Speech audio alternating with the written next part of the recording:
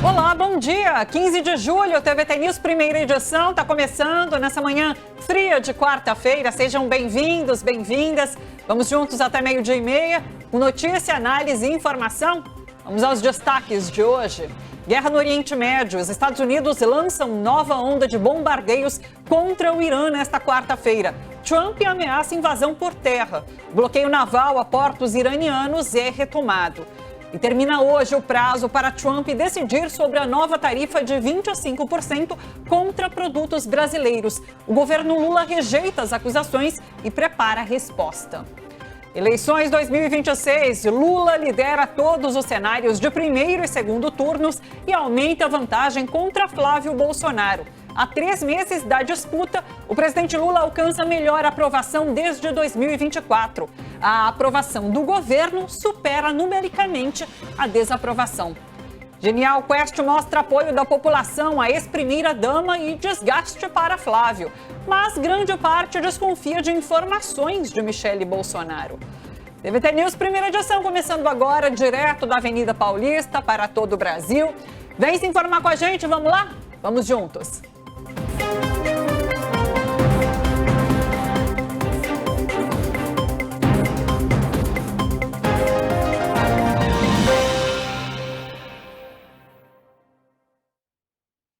Os Estados Unidos lançaram nesta manhã uma nova onda de bombardeios contra o Irã. Segundo o Comando Central americano, a ofensiva começou logo de manhã, no horário de Brasília, e tem como alvo capacidades militares usadas contra navios no Estreito de Hormuz. Donald Trump admitiu pela primeira vez a possibilidade de uma operação terrestre contra o Irã. Numa entrevista à Fox News, o presidente dos Estados Unidos disse que não deseja enviar soldados, mas que uma campanha por terra pode ser necessária e executada por forças aliadas.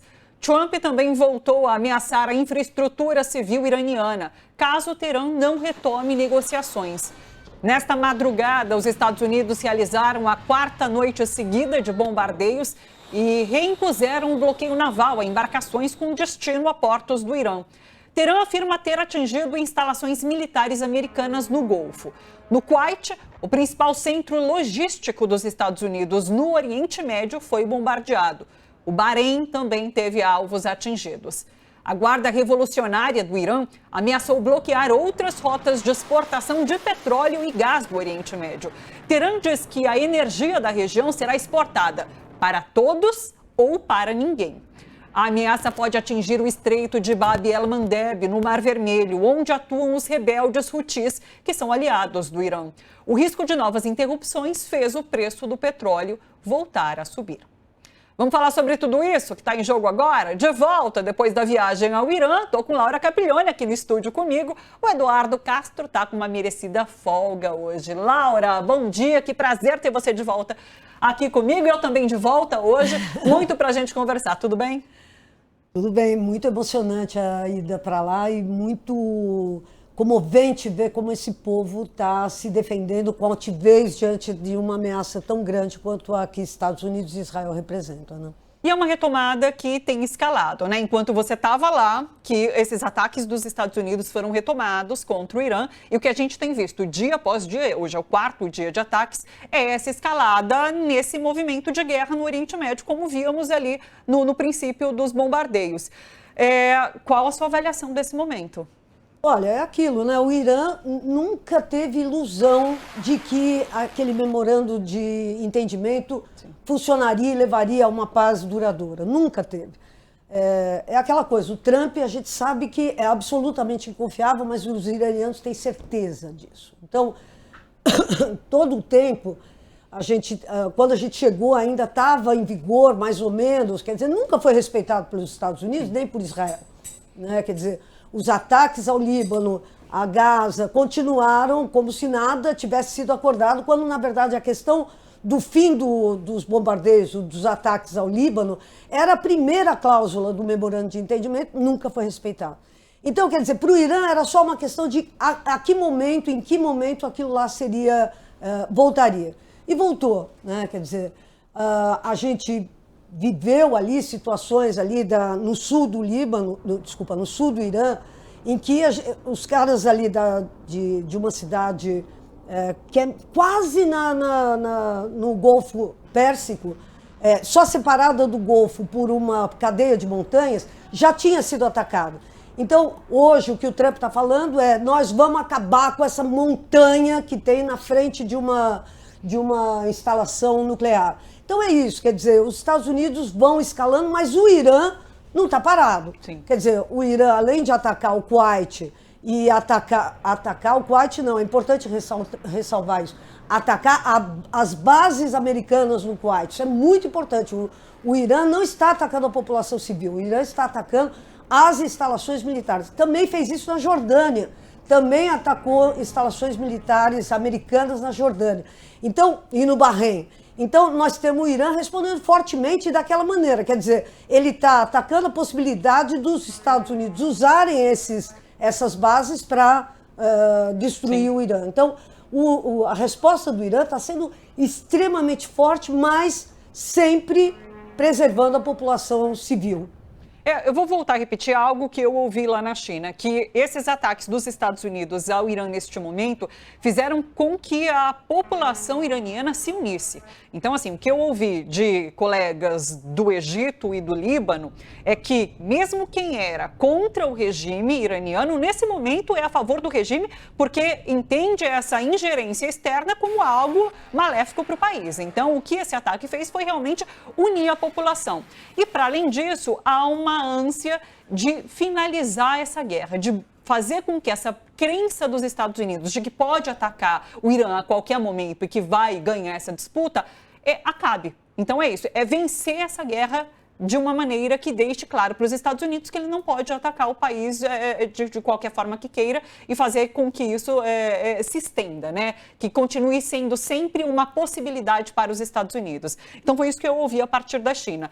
Deixa eu chamar para essa conversa o Rodolfo Laterza, especialista em sistemas de segurança e defesa e em ciência política. O Rodolfo também é mestre em segurança pública e pesquisador de geopolítica e conflitos. Rodolfo, sempre um grande prazer, uma grande honra te receber por aqui. Quero te ouvir sobre essa série de ataques.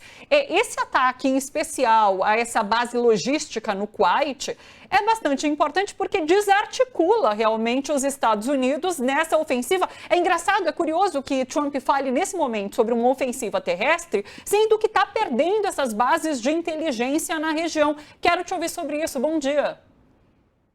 Bom dia a todos. Sempre uma honra aqui estar. Laura, feliz em te ver e saber que você está bem.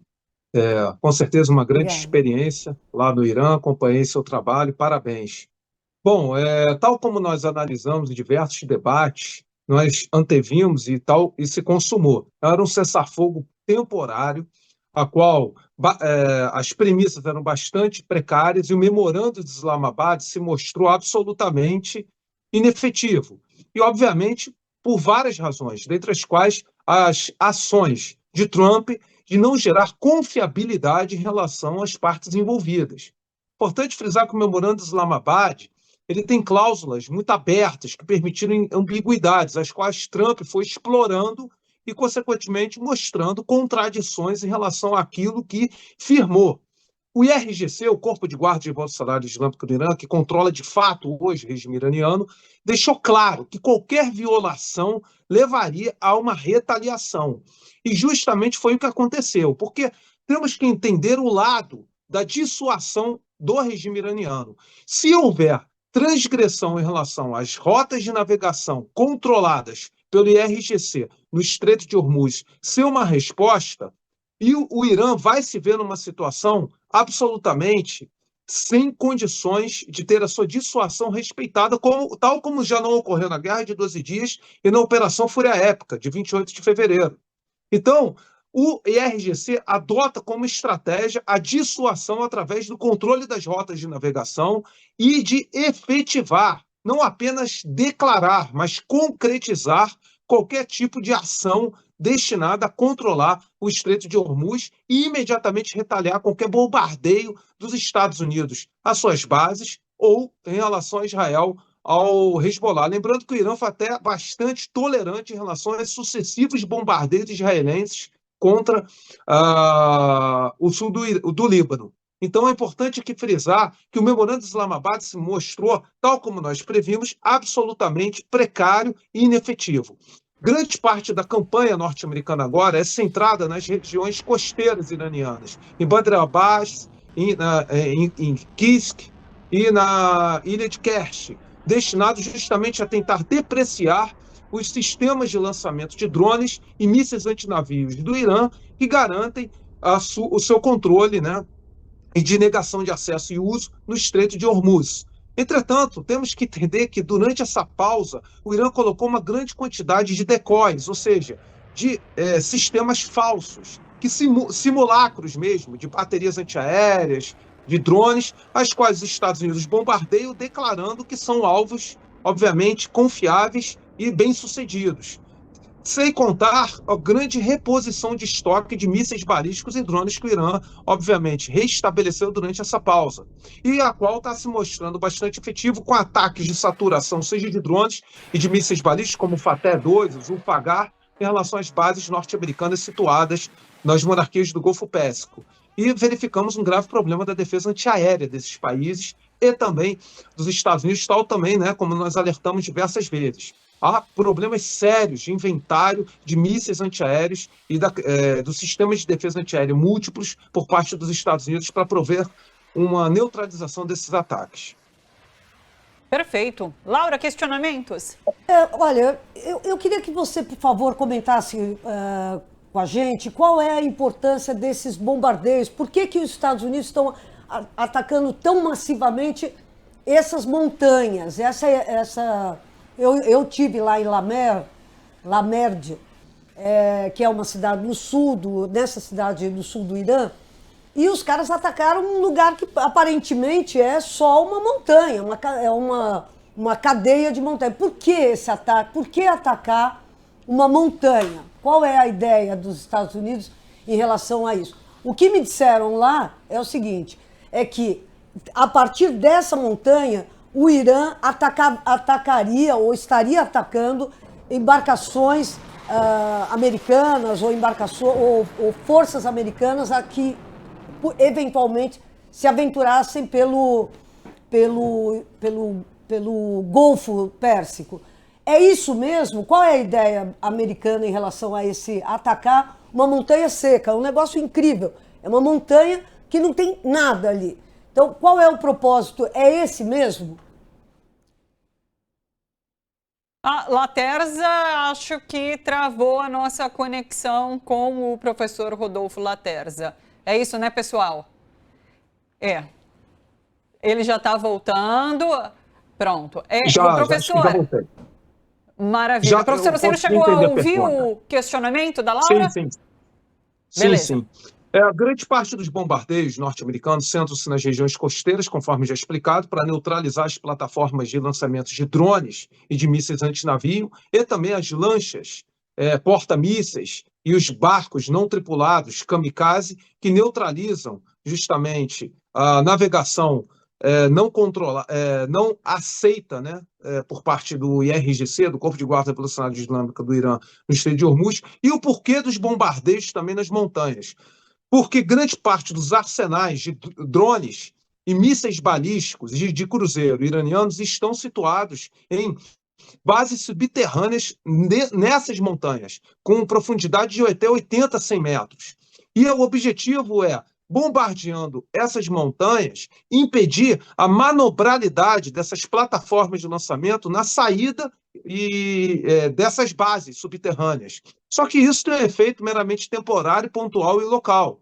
Até porque são milhares dessas bases, muitas delas sequer conhecidas. Então, são ataques fundamentalmente demonstrativos.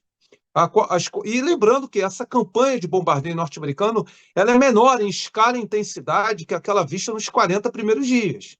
Os Estados Unidos continuarão, portanto, fazendo bombardeios pontuais e setoriais em certas áreas, tentando criar o quê? Aquilo que se intitula militarmente como zonas mortas, de modo que a logística e a capacidade de defesa do adversário naquele setor fique comprometida.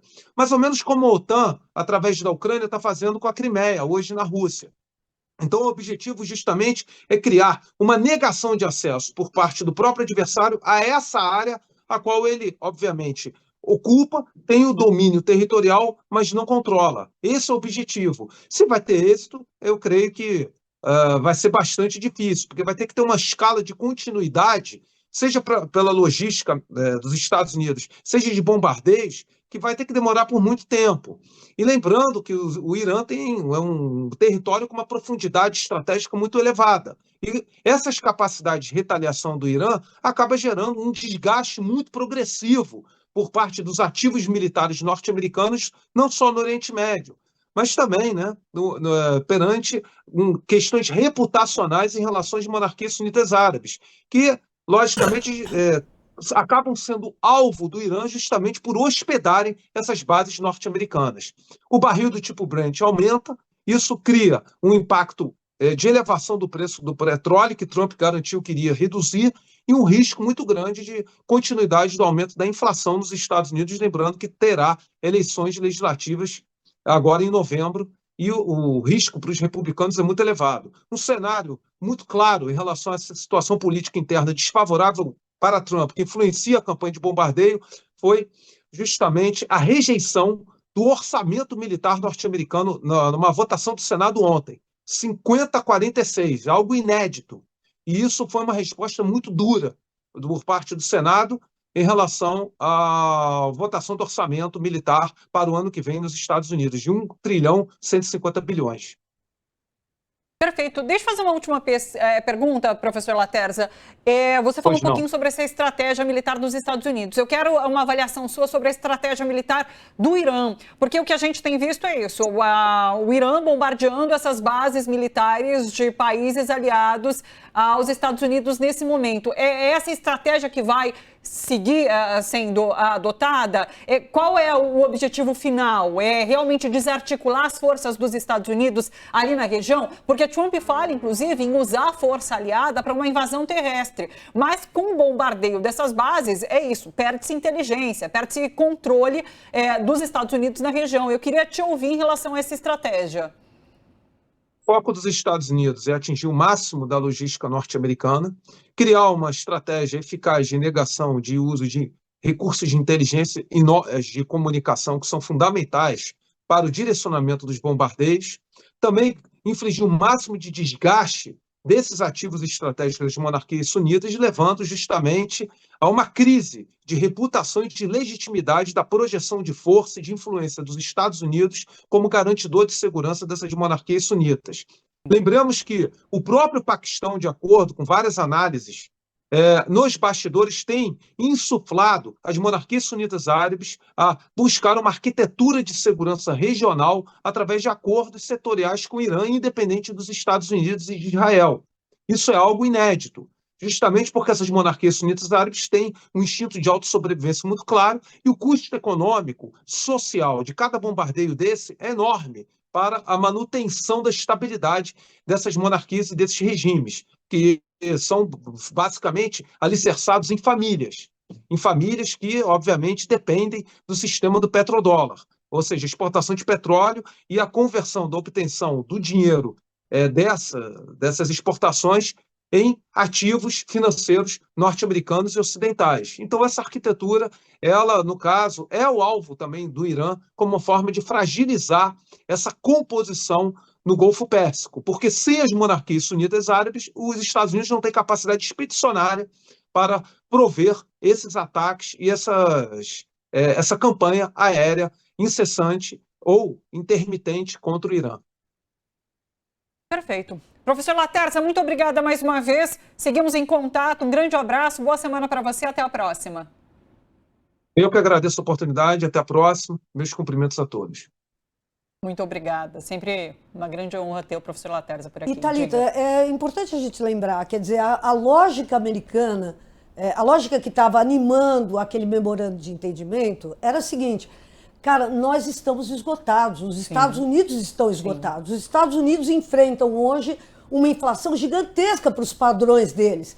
E a gente sabe que ninguém ganha eleição com inflação alta. Então, a lógica de chegar a um memorando de entendimento atendia a essa necessidade. Precisa parar porque a inflação precisa cair, porque senão o Trump vai perder a eleição. Sim. Ou seja, essa retomada coloca de novo e mais ainda em risco a possibilidade dele conseguir uma maioria nas eleições de novembro.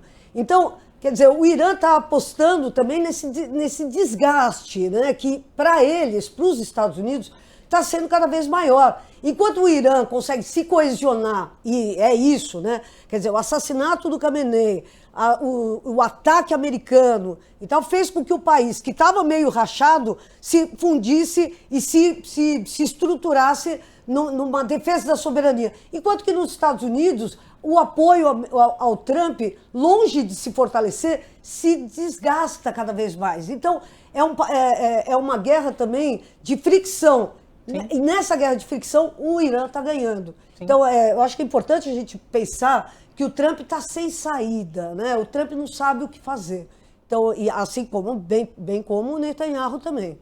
E a gente tinha alguns analistas que já apostavam nisso, que o memorando de entendimento era um tempo útil para eles se reabastecerem, se reorganizarem para que essa guerra continuasse. E é justamente o que a gente está vendo agora. Então, assim, a situação do Trump só piora de fato, não há qualquer perspectiva de que uma guerra como essa vai fazer politicamente ou economicamente a situação dos Estados Unidos melhorarem. O que eles fizeram foi se reorganizar para retomar esse conflito. Agora, o resultado disso tudo vai continuar sendo muito negativo para, principalmente, a população dos Estados Unidos. Cada vez mais negativo. Ontem o Marco Rubio deu uma declaração que eu achei incrível. Ele falando, o objetivo nosso na guerra é voltar ao que era. É voltar ao status quo anterior. Gente, por que você iniciou uma guerra ao custo imenso para o erário americano, ao custo de vidas, ao custo... Por que você iniciou uma guerra em que agora o teu único objetivo é voltar ao que era antes? Quer dizer, está ficando cada vez mais inexplicável para o eleitor americano o porquê dessa guerra e muita gente já está dizendo, olha, essa guerra só está se mantendo porque o Trump está ganhando muito dinheiro com ela, especulando com o mercado futuro do preço do petróleo e tal, que ele sabe, né, o que vai acontecer. Então, você vê hoje, por exemplo, o petróleo, o preço do barril já aumentou, atingindo um novo recorde. Então, é isso, quer dizer, a gente sabe que o Trump está ganhando dinheiro, ou os investidores americanos próximos do Trump estão ganhando muito dinheiro. Mas o que a população está ganhando? Só um aumento da inflação e uma divisão cada vez maior no país. É isso, usar a presidência da República para atender aos interesses próprios, né? E a gente viu essa história aqui no Brasil também. Deixa eu trazer mais informação. Olha, termina nesta quarta-feira o prazo para o governo Trump decidir se vai impor uma nova tarifa de 25% sobre parte de produtos brasileiros. Até o início desta manhã, a decisão ainda não tinha sido anunciada.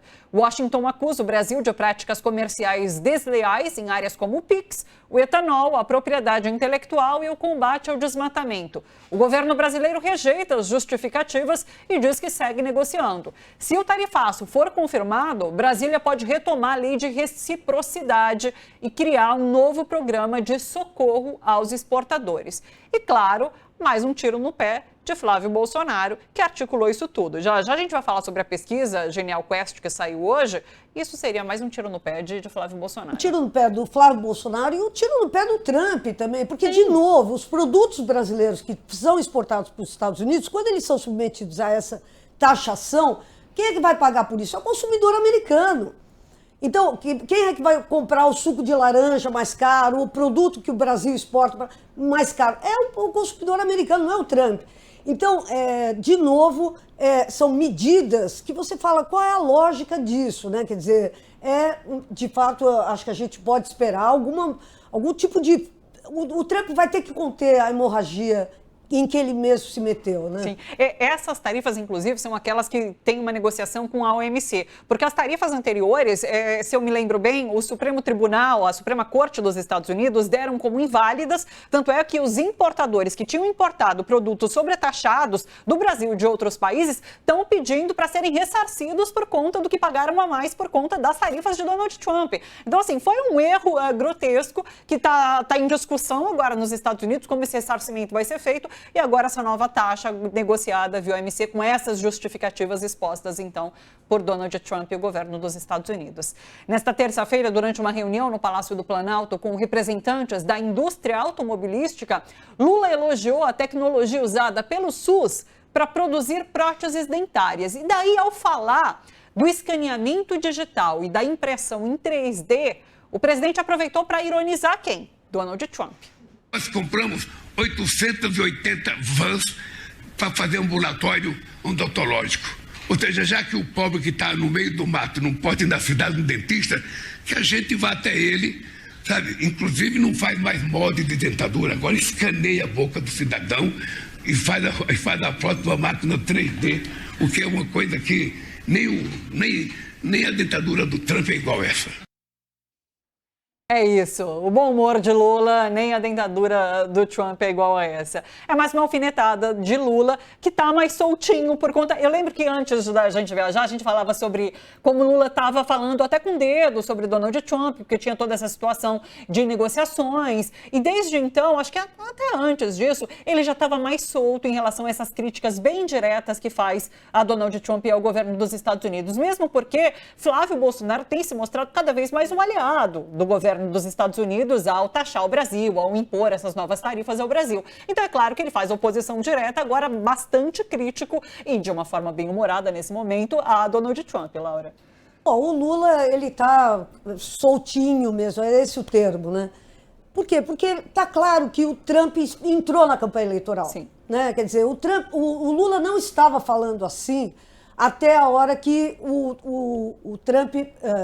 atendendo a um reclamo, a uma reclamação do Flávio Bolsonaro, impõe novas tarifas. Então, onde fica claro, Trump entrou na campanha eleitoral para eleger Flávio Bolsonaro. Então, o Lula não tem mais que ter dedos, né? Ele não tem mais que ter, olha, cuidado, porque está claro que Trump está operando para eleger o seu aliado. Quer dizer, o Trump, que com todas as dificuldades internas que ele tem nos Estados Unidos, vem ajudar o Flávio Bolsonaro, que também está enfrentando, olha, um terremoto que não tem fim, né, na candidatura da direita. Vamos falar então sobre como tudo isso tem impactado as eleições 2026. Vamos à pesquisa eleitoral divulgada essa manhã, fresquinha, viu? Olha só, Lula mantém a liderança em primeiro e segundo turnos na disputa pela presidência da República. Segundo a pesquisa Genial Quest, no primeiro turno, Lula tem 40% das intenções de voto contra 28% de Flávio Bolsonaro. Na simulação de segundo turno, o presidente aparece com 45%, enquanto Flávio tem 37% das intenções de voto. O levantamento também aponta que Flávio Bolsonaro é o pré-candidato com a maior rejeição entre os testados, com 57%. Lula aparece em seguida, com 50%. Um outro dado que chama atenção é que, pela primeira vez desde o início das pesquisas do Instituto, a aprovação do governo Lula superou a desaprovação entre os eleitores. A pesquisa ouviu 2.004 eleitores entre os dias 10 e 13 de julho. A margem de erro é de 2 pontos percentuais para mais ou para menos. Então vamos lá, avaliação geral nesse momento desse quadro. A gente tem a consolidação de Lula à frente, tanto em primeiro quanto em segundo turno. Um Flávio Bolsonaro que continua em queda. A gente tem um impacto no primeiro momento daquela situação do áudio com Daniel Vorcaro pedindo dinheiro para o filme, logo depois a questão do tarifaço. Tudo isso impacta nesse resultado que a gente tem agora. E a aprovação que passa a desaprovação.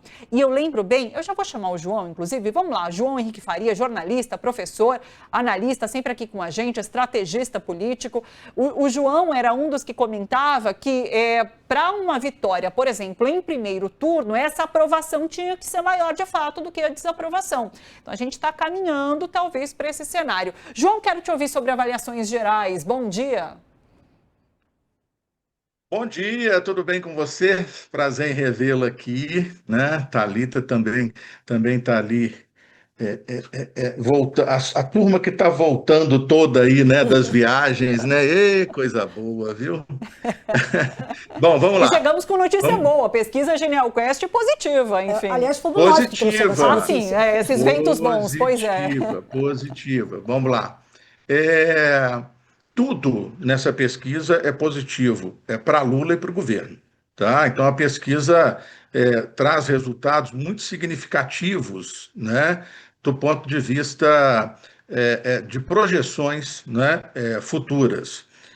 E do que está acontecendo no presente, né, um retrato do que está acontecendo no presente e para projeções futuras. Já de cara, essa tela que vocês acabam de colocar aí, né, que nós vamos analisar, né? Laura também aí já retornando, né, das suas viagens. Que viagem, hein? Vou dizer uma coisa. Nós temos aí 40-28, né, para o Lula no primeiro turno. Isso dá 12 pontos de diferença. A margem de erro é de 2 pontos percentuais para mais e para menos. Na média, se a gente for ver lá, né, como é que eles fazem isso, eles fazem por setor, por extrato, então existem margens de erros diferenciadas por faixa etária, por sexo, por escolaridade, enfim, mas a margem base é de 2%. Se você somar todos aqueles que pontuam, não é, e que não são o Flávio e nem o Lula, você tem 4, 3, 7, 2, 9, 10, 13 pontos. E você tem 12 pontos de Lula à frente do Flávio. Dentro da margem de erro, isso pode dar vitória para Lula no primeiro turno. Tá certo? Então, é algo que o Lula pode estar com 42, o Flávio pode estar com 26. Claro que o Lula pode estar com 38 e o Flávio com 30, mas é menos provável por causa da trajetória, da linha do tempo das últimas pesquisas, que vem numa sequencial de crescimento para Lula e baixa para Flávio, né? Os outros candidatos, eles não conseguem sair dessa linha rasteira dos 4%, daí para baixo sempre, né? Então, a perspectiva em termos de primeiro turno, né, hoje, no retrato, que a Quest também deixa bem claro isso, que a pesquisa é um retrato do dia, né? Você tem uma projeção ali de uma possibilidade grande de vitória de Lula no primeiro turno, em especial porque a aprovação do governo supera a reprovação, né? Quer dizer, você fez o famoso X que a gente falava antigamente, né? Quando uma linha cruza a outra, né? Então, hoje na aprovação, essa linha foi cruzada.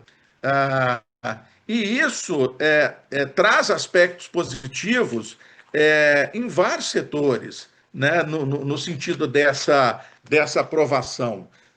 Eu fiz algumas anotações aqui, por exemplo, você vinha, desde maio, você vinha com a reprovação, a desaprovação, 49, depois passou para 48 em junho, 47 em julho. E a aprovação inversamente, 46, 47, 48. Então, nesse período, a aprovação cresce 2% e a reprovação cresce 2%, ou seja, há um gap aí de 4% entre o mês de maio e o mês de julho, passando pela primeira vez a aprovação à reprovação. Tá? E muito perto daquilo que os analistas todos consideram que passa a ser uma candidatura de governo imbatível, que é a casa dos 50%. Né? Quando se atinge a casa dos 50%, e nós estamos falando de uma pesquisa que tem uma margem de erro de 2%, ou seja, esses 50% já podem existir, tá certo? Você considera que é praticamente imbatível um candidato de governo, não é, que atinja esse 50% de aprovação. Então, isso daí é muito interessante. Outra coisa extremamente interessante, mais duas coisas, só para finalizar essa parte da aprovação, duas coisas que são muito interessantes, né? Uma delas é a faixa etária dos 16 aos 34 anos, tá? Não sei se vocês têm esse gráfico aí, mas essa faixa etária dos 16 ao 34, tá na tela. Ela está extremamente interessante porque ela também fez o X. Beleza, está agora na tela. Estou vendo aqui, beleza. Ela também fez um X. Você tinha uma desaprovação de 55% e uma aprovação só de 40% no mês de maio. Nós estamos falando de 2 meses, gente, 60 dias. Tá? Em junho, essa desaprovação cai 5 pontos, ela vai para 50, e a aprovação sobe 2, vai para 43. Chega em julho, a desaprovação cai de novo mais 4 pontos e vai a 46. E a aprovação sobe 5. Se a gente for ver nesses 60 dias, você sai de 14 pontos a mais para desaprovação para 2 pontos positivos de aprovação. Ou seja, é uma virada gigantesca. É uma virada gigantesca junto ao público de 16 a 34 anos. Tá? Isso é muito significativo. Isso é extremamente significativo. Nos Independentes, que é um outro quadro que é extremamente interessante e que a Quest sempre faz essa distribuição, né? Lulistas e progressistas não lulistas, independentes, depois ela vai e joga bolsonarista e direita bolsonarista, esse quadro que está nessa tela que está aí no quadro agora. Olha os independentes, a caminhada que eles fizeram. A gente sai de 52 a 37, 15 pontos a mais de desaprovação, tá, no mês de maio, vai para 7 a 41 no mês de junho e fala 45 a 45 no mês de julho. Extremamente significativo, mas extremamente significativo, né? Sim. Então, João, deixa eu trazer mais... todas essas sim, pode completar. avações...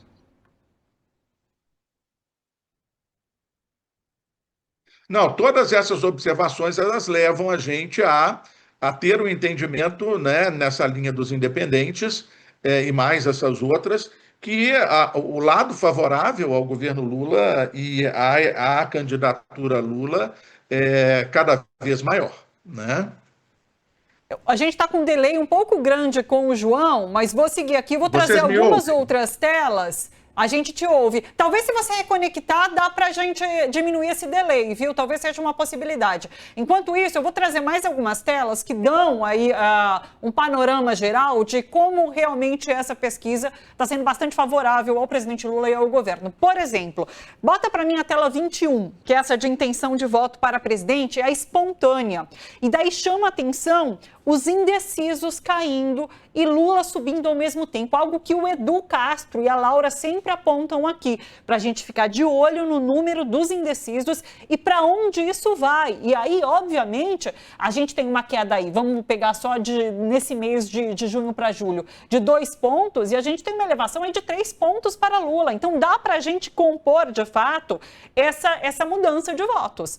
Indeciso, diga, Laura. Não, o que eu acho importante é o seguinte, teve fatos, né? Vorcaro e Flávio Bolsonaro. Teve o episódio Michele, Sim. Que foram 2 marcos. Só que o problema não são esses 2 marcos, o problema é o que aconteceu entre esses 2 marcos. Que é o seguinte, começou a haver aquela história dos ratos saindo do barco.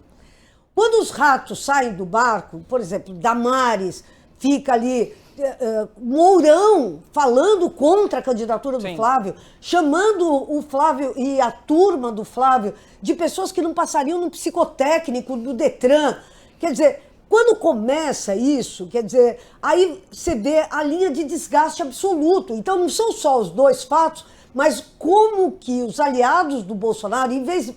Eles não têm nada a ver com o Irã. Diante de um ataque, eles saem correndo. Então, é isso. Quer dizer, então, aquilo que já era frágil, já vinha enfrentando dificuldades enormes, começa a ficar cada vez pior, porque saindo, acaba com a possibilidade deles viralizarem seus conteúdos. Todo um setor evangélico, hoje, que sempre esteve com o Flávio Bolsonaro, sempre esteve com o Jair Bolsonaro, hoje olha para Michele, olha para Damares e fala... Mano, o que eu faço? Então, é importante a gente entender que essas defecções que houve na candidatura, da candidatura do Flávio, são elementos que se acrescentam àquilo que já era uma crise estrutural e viralizam na própria base deles. Então, nós estamos caminhando para uma situação de derrota irreversível, é isso. Quer dizer, não é mais só que, temos uma grande possibilidade, é de uma derrota irreversível com a saída de um setor inteiro de apoiadores deles. Perfeito. Deixa eu trazer mais algumas telas e daí a gente entra nesse capítulo especial Michele Bolsonaro, tá bom? Tela 22 por aqui. Intenção de voto para presidente é espontânea. Posicionamento político. O que chama atenção, entre a direita não bolsonarista e mesmo a bolsonarista, os indecisos sobem. Então a gente está de olho na questão dos indecisos. Olha aí. Direita não bolsonarista, bolsonaristas. Os indecisos explodem ao mesmo tempo que Flávio cai. Então, para onde estão indo esses votos? Tela 97. A pergunta é se Lula merece mais 4 anos como presidente. Subiu o sim, caiu o não. Põe pra gente, cadê ela? Tá aqui pra mim, olha. Tá aqui no telão pra mim? Vamos botar. Na tela eu não tô com ela. Lula merece mais 4 anos como presidente. Tá bom, aqui já é o posicionamento, né? Vamos lá. Chama atenção entre independentes também. Independentes, o não tá caindo vertiginosamente. Isso. Enquanto, assim, essa é a primeira tela, né? Aí, o sim, o não caindo, o sim subindo. Agora, em relação aos posicionamentos, a gente tem lá, então, entre independentes. Põe a outra tela para mim agora. Entre independentes, a gente tem o não caindo e o sim disparando para cima. E por último, tela 192. O que dá mais medo? A reeleição de Lula ou a volta dos Bolsonaro? E isso também chama bastante atenção. A gente tem um crescimento em relação ao medo da volta de Bolsonaro, enquanto cai esse medo da reeleição do Lula. João, jogo para você, só para a gente fechar esse capítulo Lula, antes de entrar nessa questão de Michele Bolsonaro. Ok. Bom, todas essas telas aí são altamente significativas, né? Essa última que está aí agora, que dá mais medo, ela dá uma amostra de como que a coisa está funcionando, né? Antes você tinha 44 a 42, depois 44 a 40, e agora 46 Bolsonaro dá mais medo do que Lula, 38, ou seja, Lula abaixa da faixa dos 40%, né? Que geralmente é uma faixa limite aí para você saber se a coisa está boa ou não está boa. Então hoje você tem 8% favoráveis a Lula nessa disputa do que dá medo ou o que não dá medo. Então isso daí é algo essencial dentro desse processo, né? A gente precisa avaliar todas essas coisas com muito cuidado. Eu sempre faço as minhas análises com muito cuidado. Então, eu vou pedir permissão à Laura para eu continuar tendo cuidado aí durante as próximas pesquisas, porque para mim ainda está no campo da possibilidade, né? É uma possibilidade muito concreta, mas nós temos aí ainda um período longo, né, até as eleições, que a gente espera que tudo continue da mesma forma e que não sejam cometidos erros, né? O que tem derrubado Flávio Bolsonaro frequentemente são os erros cometidos por ele, né? Esses erros, eles são muito significativos, tá certo? Então, em função desses erros e também em função de acertos do governo Lula, a gente vê esse pêndulo se movimentando, ora derrubando mais Flávio, ora... Eu queria ver uma tela anterior que você colocou, Thalita, dessas duas anteriores aí que você pôs, só para fazer uma observação. Essa daqui ela é fundamental, olha só, eram 14 pontos em maio, tá certo? Em que havia uma consideração aí, né, do merecimento dos 4 anos. O não era 55%, sim 41%. Você cai, né? Você mantém isso em junho, mas em julho você vai de 51 para 51 a 45. Quer dizer, só 6 pontos. Então, isso é uma queda muito significativa, é uma aceitação de mais 4 anos do Lula, 4 pontos a mais e 4 pontos a menos para não aceitação. Certamente, como mantém o não sabe, não respondeu, as pessoas pularam da não aceitação para a aceitação, né? Certamente a guinada foi essa. E naquela outra tela que você mostrou, que tinha uma variação bem grande dos independentes, olha os independentes lá em maio, como é que a coisa estava? 63 a 29 para o não, tá certo? É muito significativo, 33%. E agora, essa diferença, ela não é pequena, mas ela é só de 16 pontos. Quer dizer, caiu substancialmente entre os independentes. É mais um fator de rejeição esse, né? A questão de aceita ou não aceita mais 4 anos, merece ou não merece mais 4 anos. Então, você vê caindo essa rejeição pela aceitação, né? Drasticamente num setor que é fundamental para o resultado da eleição. Perfeito. Só para fechar, essa 21, 22 também acho muito representativa, porque as duas são espontâneas. Então, assim, são as pessoas sendo realmente ouvidas sem aquele estímulo de você vai votar em quem, né? Então, tem essa em que os indecisos realmente caem muito. Olha ali, 69%, quando isso? Peraí, deixa eu ver para cá. Não, tá aqui. Eu não consigo enxergar. Em março. Mas em março, de março então a julho, caiu muito, caiu 15 pontos. Realmente... É bastante impactante. E junto a 22, pode colocar para mim a 22 também, que daí tem esse recorte dos independentes realmente e como isso... Independentes não, da direita não bolsonarista e do bolsonaristas, como esse indeciso realmente dos últimos meses para cá, pouco tempo, explode, né? E a esquerda não lulista explode positivamente, né? Exato. Enfim, Consolida o voto, né? Consolida. Beleza. Não, e eu acho que Diga. uma coisa mais, eu acho que é preciso também, quer dizer, a candidatura do Bolsonaro, do Flávio Bolsonaro, está desidratando loucamente e tal. Esse resultado é muito bom para o Lula.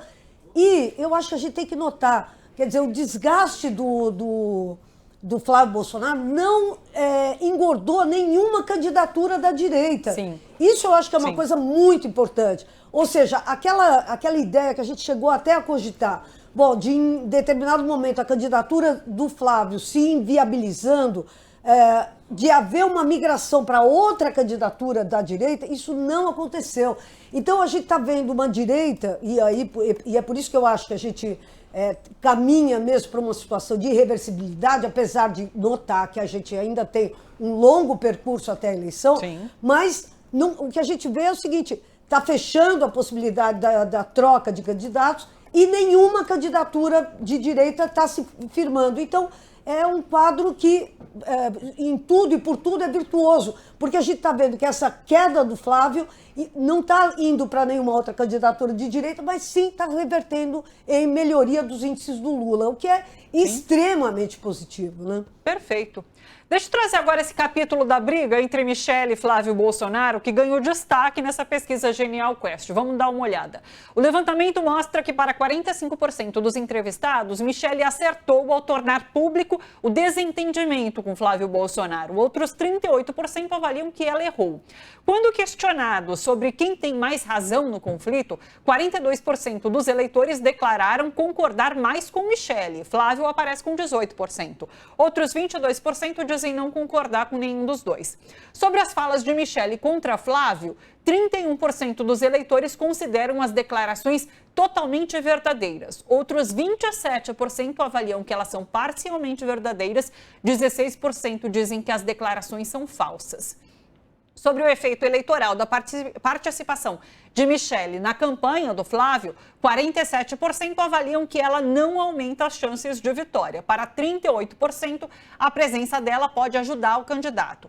Aliás, olha só que interessante, vou juntar a pesquisa Quest a esse levantamento da Nexus, que foi divulgado pelo colunista Lauro Jardim, que mostra que a disputa pública entre Michele e Flávio Bolsonaro dominou os debates nas redes sociais. O vídeo em que a ex-primeira-dama critica o senador teve um engajamento 132% maior e um alcance 240% superior ao da carta divulgada por Jair Bolsonaro em defesa da pré-candidatura do filho. Ou seja, a manifestação de Michele mobilizou muito mais o público do que a tentativa do ex-presidente de conter essa crise familiar e política. João, quero te ouvir sobre isso tudo. Olha, essa história da Michele aí deu pano para manga e vai continuar dando, né? Já entrou até a Damares no meio e dizendo que não é bem assim, que aquilo que ela disse. Enfim, Michele vai ser candidata ou não vai ser candidata ao Senado no Distrito Federal? Isso aí também permanece como uma interrogação.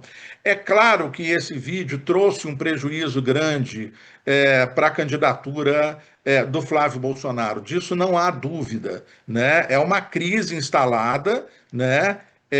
E uma crise instalada que é de difícil reversão, né? É algo que agora, então, com a decisão do Alexandre de Moraes de proibir as visitas depois da carta lida pelo Flávio, isso fica mais evidente ainda, né? Quer dizer, o Flávio vai ficar 90 dias sem poder encontrar com o pai. E a Michele 90 dias encontrando com ele direto. Então, assim, tudo isso leva a gente a ter uma ideia, né, de que a tendência é isso até piorar. Porque você pode ver também que não é tanta gente assim que teve informação a respeito dessa questão do vídeo. Isso daí também é importante dizer. Da mesma forma que na questão da moderação do Flávio, que eu acho que tem uma ligação com isso, de ser moderado ou não, cresceu também bastante o percentual daqueles que acham que moderação ali não existe, né? Então, isso também é algo que interessa e é extremamente importante, né? Michele entra como um personagem que poderia ser um personagem do primeiro time nessa campanha do Flávio, e agora entra como aquele personagem que você fala assim, pelo amor de Deus, o que está acontecendo?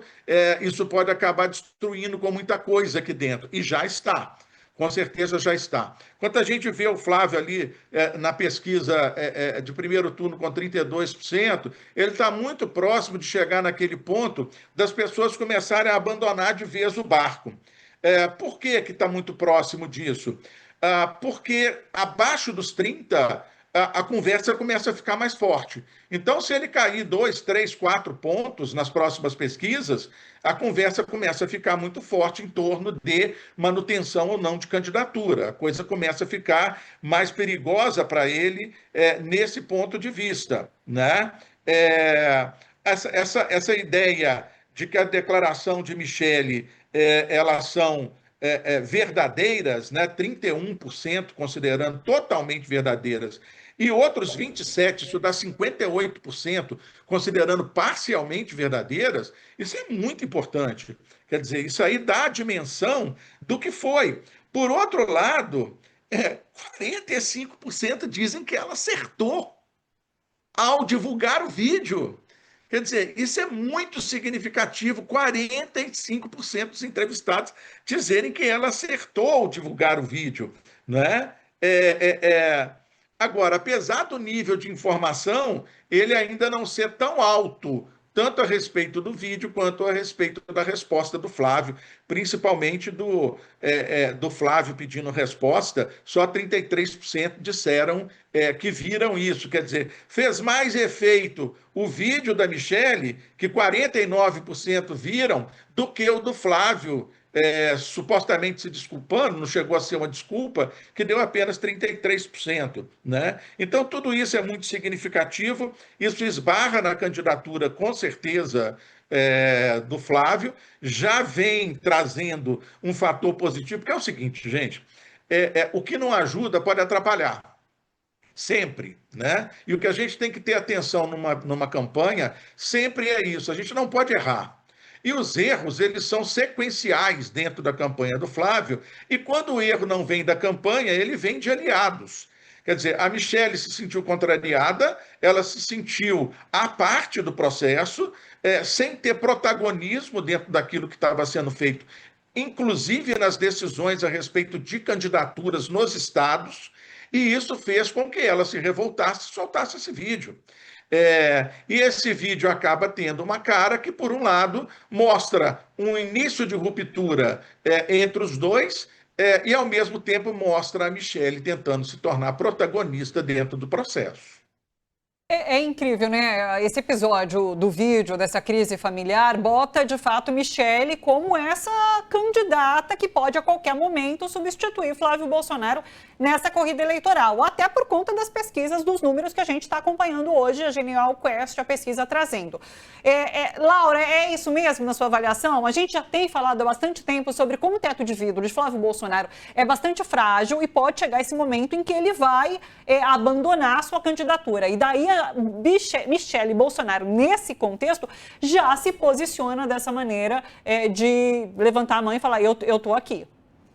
Olha, eu não tenho dúvida, nunca tive dúvida, a Michele é uma força política. Sim. Mas não é hoje. Eu sempre digo, eu fui para o lançamento da candidatura de Bolsonaro em 2022, no Maracanãzinho. Eu fiquei impressionadíssima com a performance dela. Enquanto o Bolsonaro fazia um discurso tati-bitati, e, enfim, cheio de clichês bolsonaristas e tal, a Michelle é uma grande oradora. A Michelle fala mesmo com o eleitorado evangélico, com as mulheres evangélicas e tal. Eu não tinha dúvida, nunca tive dúvida de que ela seria uma candidata com muita força. Eu acho muito interessante porque a Michelle, enfrentando os filhos, ela se aproveita de uma força que é nova na política brasileira, mas que é muito intensa, que é a força das mulheres, entendeu? Então, ela meio que ela vampiriza uma certa ideia de que as mulheres cuidam do Brasil, de que as mulheres precisam ser mais ouvidas, de que uma coisa feminista, sendo que ela é a pessoa mais antifeminista do mundo, mas ela, para todos os efeitos, para a opinião pública, ela está enfrentando os machos da família Bolsonaro. Então é muito contraditório, porque embora ela não tenha nada de feminista, ela se apoiou nesse episódio todo num sentimento que está espalhado na população brasileira, que é que as mulheres precisam ser mais ouvidas. Então, eu não apostaria que Michelle vá ser colocada no lugar do Flávio, mas eu aposto sim que ela é um fator de desagregação dessa candidatura, desagregação final dessa candidatura do Flávio, porque ela pôs a nu a hipocrisia toda que existe. A história lá porque vamos lembrar, os caras estão arriscando a perder a eleição por causa de um atrito no Ceará. Alguém acredita nisso? Não, né? Então não é por causa do atrito do Ceará, não é por isso. É uma disputa de poder ali mesmo dentro da família. Eu, quando saí do Irã agora, o Flávio Bolsonaro ia divulgar a tal da carta dele. Eu falei, o Flávio Bolsonaro, que o pai mandou para ele. Sim. Eu estava esperando uma grande novidade. A grande novidade é o seguinte, olha, eu mantenho a minha posição de antes, não tem nada de novo. Agora, quando você é obrigado a enfrentar o Alexandre de Moraes, a enfrentar e para pegar e falar, olha, gente, estou falando a mesma coisa que antes, e ninguém está respeitando, é porque a candidatura já foi para o ralo, né? Quer dizer, não tem nada, não tem nenhum fato novo. Então, eu acho que Michelle é um fator tremendamente crítico e que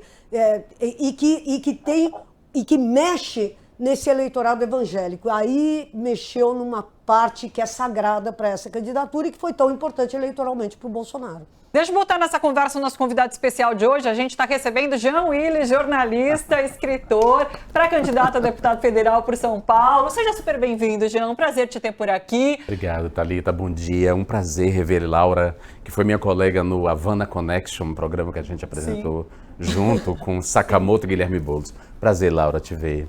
Viu? Bom te ver também. Ô Jean, diante disso tudo que o João trouxe, a Laura coloca, a Michelle Bolsonaro, inclusive, é uma candidata, uma política mais perigosa, inclusive, do que o restante da família Bolsonaro, não? Sim, eu avalio que, assim, no primeiro momento eu achei que Michelle estava se preparando, ou Valdemar da Costa Neto e o PL estão preparando a candidatura de Michelle para 2030, não para essa eleição agora.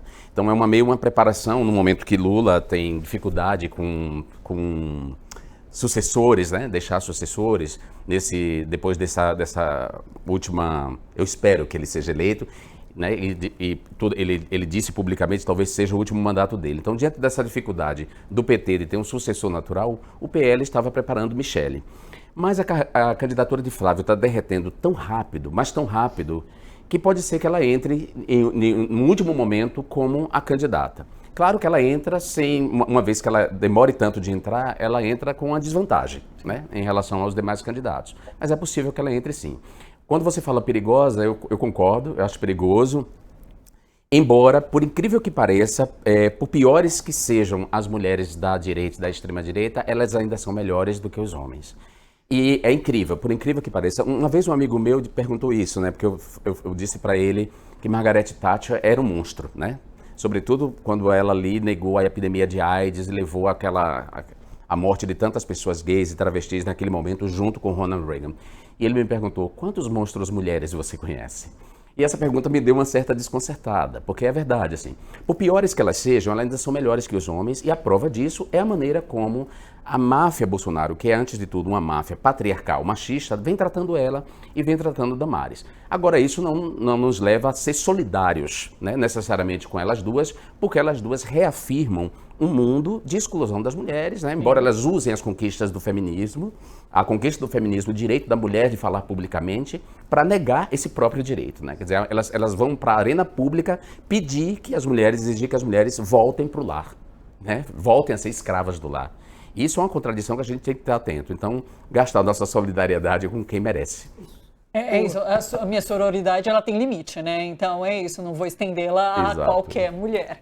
Aliás, o jornalista Merval Pereira afirmou na Globo News que investigações sobre o crime organizado no Rio podem atingir Flávio Bolsonaro e expor supostas ligações do grupo político dele com o Comando Vermelho. Merval disse que Flávio é o líder do bolsonarismo fluminense e teve papel central na ascensão de Wilson Witzel e Cláudio Castro ao governo do estado. Segundo o comentarista, a expectativa nos bastidores é de que apurações explodam e inviabilizem a candidatura do senador à presidência. Flávio não é formalmente investigado na operação e até agora não há qualquer indício oficial de ligação direta dele com o Comando Vermelho. João, uma última pergunta para você. Diante desse fato, inclusive, parece que Merval, inclusive, deu essa, como se não fosse nada, como se fosse qualquer coisa, e é impressionante o que ele traz em relação a esse possível bastidor. A gente pode ter agora, nos próximos dias, uma operação contra Flávio Bolsonaro, de fato. E daí, diante disso, a Laura citou, né, os ratos que pulam do barco. A gente fala também há bastante tempo por aqui que rato acuado ataca. E eu quero saber de você o que a gente pode esperar de Flávio Bolsonaro nesse momento, porque a gente já teve essa experiência com o pai dele, com o Jair Bolsonaro, sempre que acuado, ele atacava. E atacava com mentira, com fake news, com difamações. A gente está à beira aí de uma campanha presidencial. Então, o que a gente pode esperar de Flávio Bolsonaro? Você acredita de fato de que ele vai desistir dessa candidatura ou, permanecendo, ele vai partir para uma linha de ser muito mais bolsonarista do que ele vem sendo até agora? Thalita, o que eu acredito vai muito na linha daquilo que eu torço, né? Eu torço para que o Flávio Bolsonaro continue candidato. Eu não gostaria de ver uma mudança agora, acho que seria complicado para o Lula essa mudança, já tem toda uma estratégia montada. Eu quero que o Flávio continue derretendo, mas derreta ali aos pouquinhos, para ver se consegue se resolver essa questão no primeiro turno. Fazer a defesa disso agora é um pouco complicado, tem que trabalhar muito, né? Porque senão acaba acomodando nessa história do primeiro turno. Concordar com o Jean Willis, que eu acho que, primeiro, satisfação em estar aqui no mesmo palco que você, da TVT, concordar com ele no sentido de que Michele é para 30. Né? Michele está sendo preparada para 30, seja no campo do bolsonarismo mesmo pelo PL, seja na integração de um outro partido, porque ela está formando bancada. Ela está apoiando muitos e muitos candidatos, não só mulheres e homens, no país inteiro, para deputado federal e para Senado. Então, ela busca formação de bancada, da mesma forma que o Nicolas, que é esse federal aqui de Minas, ele também está buscando formar bancada em vários estados brasileiros, só aqui em Minas Gerais ele está tentando dividir o voto dele com pelo menos mais 5 candidatos lançados por ele para deputado federal. Então tem todo esse quadro aí. O Jean, você sabe que eu bati na trave com o Jean, né? Que eu e o Rodrigo Mendes estavam discutindo para fazer a campanha dele. No dia da reunião teve uma mudança de quadro e a gente acabou não ficando.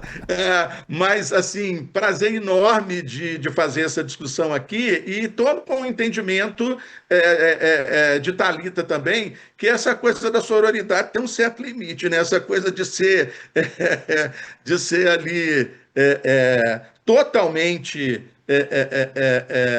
favorável a uma questão ligada a Michele, e isso é muito complicado, porque eu já disse em outros programas, vou repetir aqui, na minha opinião, ela é muito mais perigosa do que Flávio, e se bobear futuramente, ela é muito mais perigosa que o próprio Bolsonaro. Eu acho que ela tem uma capacidade de aglutinação muito grande, tem um discurso muito fácil, a Thalita reforçou isso, a parte do discurso fácil, esse falso feminismo, né, que o Jean tocou bastante nesse assunto, que eu acho também que a Thalita reforçou, que eu considero também uma coisa assim muito mais pragmática dela, no sentido de conquista de espaço do que propriamente crença, né?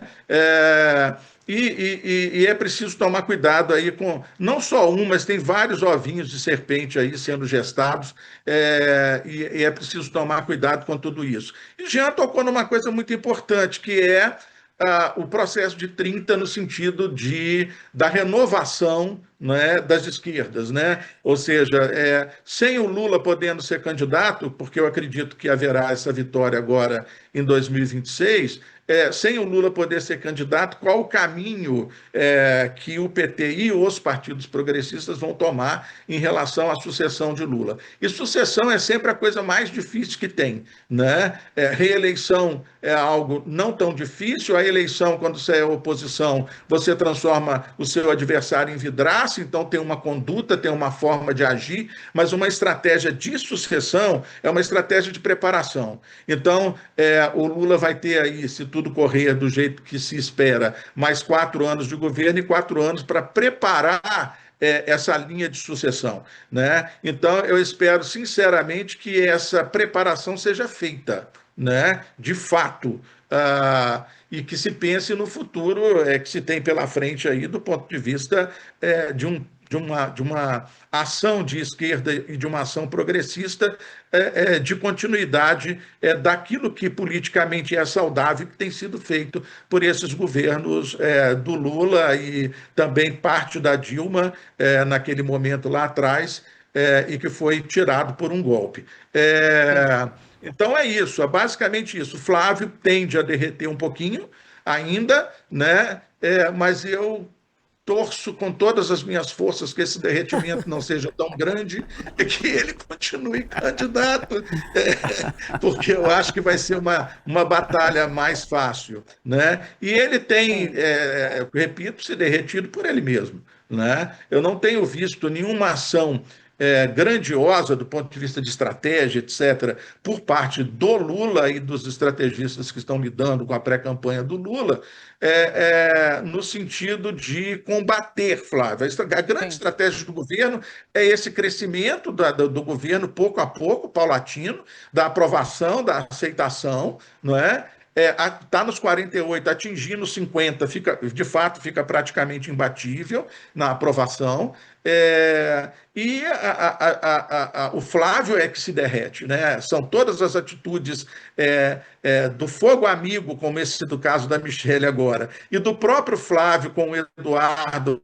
fazendo todas as suas peripécias no Brasil e fora do Brasil, que tem trazido esse caos para a candidatura dele. E, aliás, só uma última coisa, Thalita, antes da gente se despedir, já deve estar chegando na hora disso, Alexandre de Moraes é muito inteligente, na minha opinião, viu? Porque tudo aquilo que tem sido encontrado na casa do Bolsonaro, armas, agora essa carta tirada lá de dentro, é motivo para ele voltar para a cela, tá certo? Alexandre Bolsonaro, o Alexandre de Moraes, de uma forma muito inteligente, falou: não, peraí, vamos impedir o cara de ir lá durante 90 dias, durante o processo eleitoral, ao invés de mexer com o Bolsonaro. Porque mexer com o Bolsonaro poderia criar um fato, e um fato que poderia ajudar positivamente na campanha do Flávio. Então, sem querer ser político, ele não foi político, na verdade, ele foi um jurista experiente tratando com uma questão como ministro do Supremo, ele acabou tomando uma decisão que põe panos quentes nessa história, né, ao invés de acelerar e botar lenha na fogueira. Perfeito. João, muito obrigada, sempre um prazer tê-lo por aqui, um grande beijo e até a próxima. Obrigado, João. Um grande beijo. Querido. Valeu, João. Um abraço para vocês todos. Laura, grande beijo para você também e até uma próxima.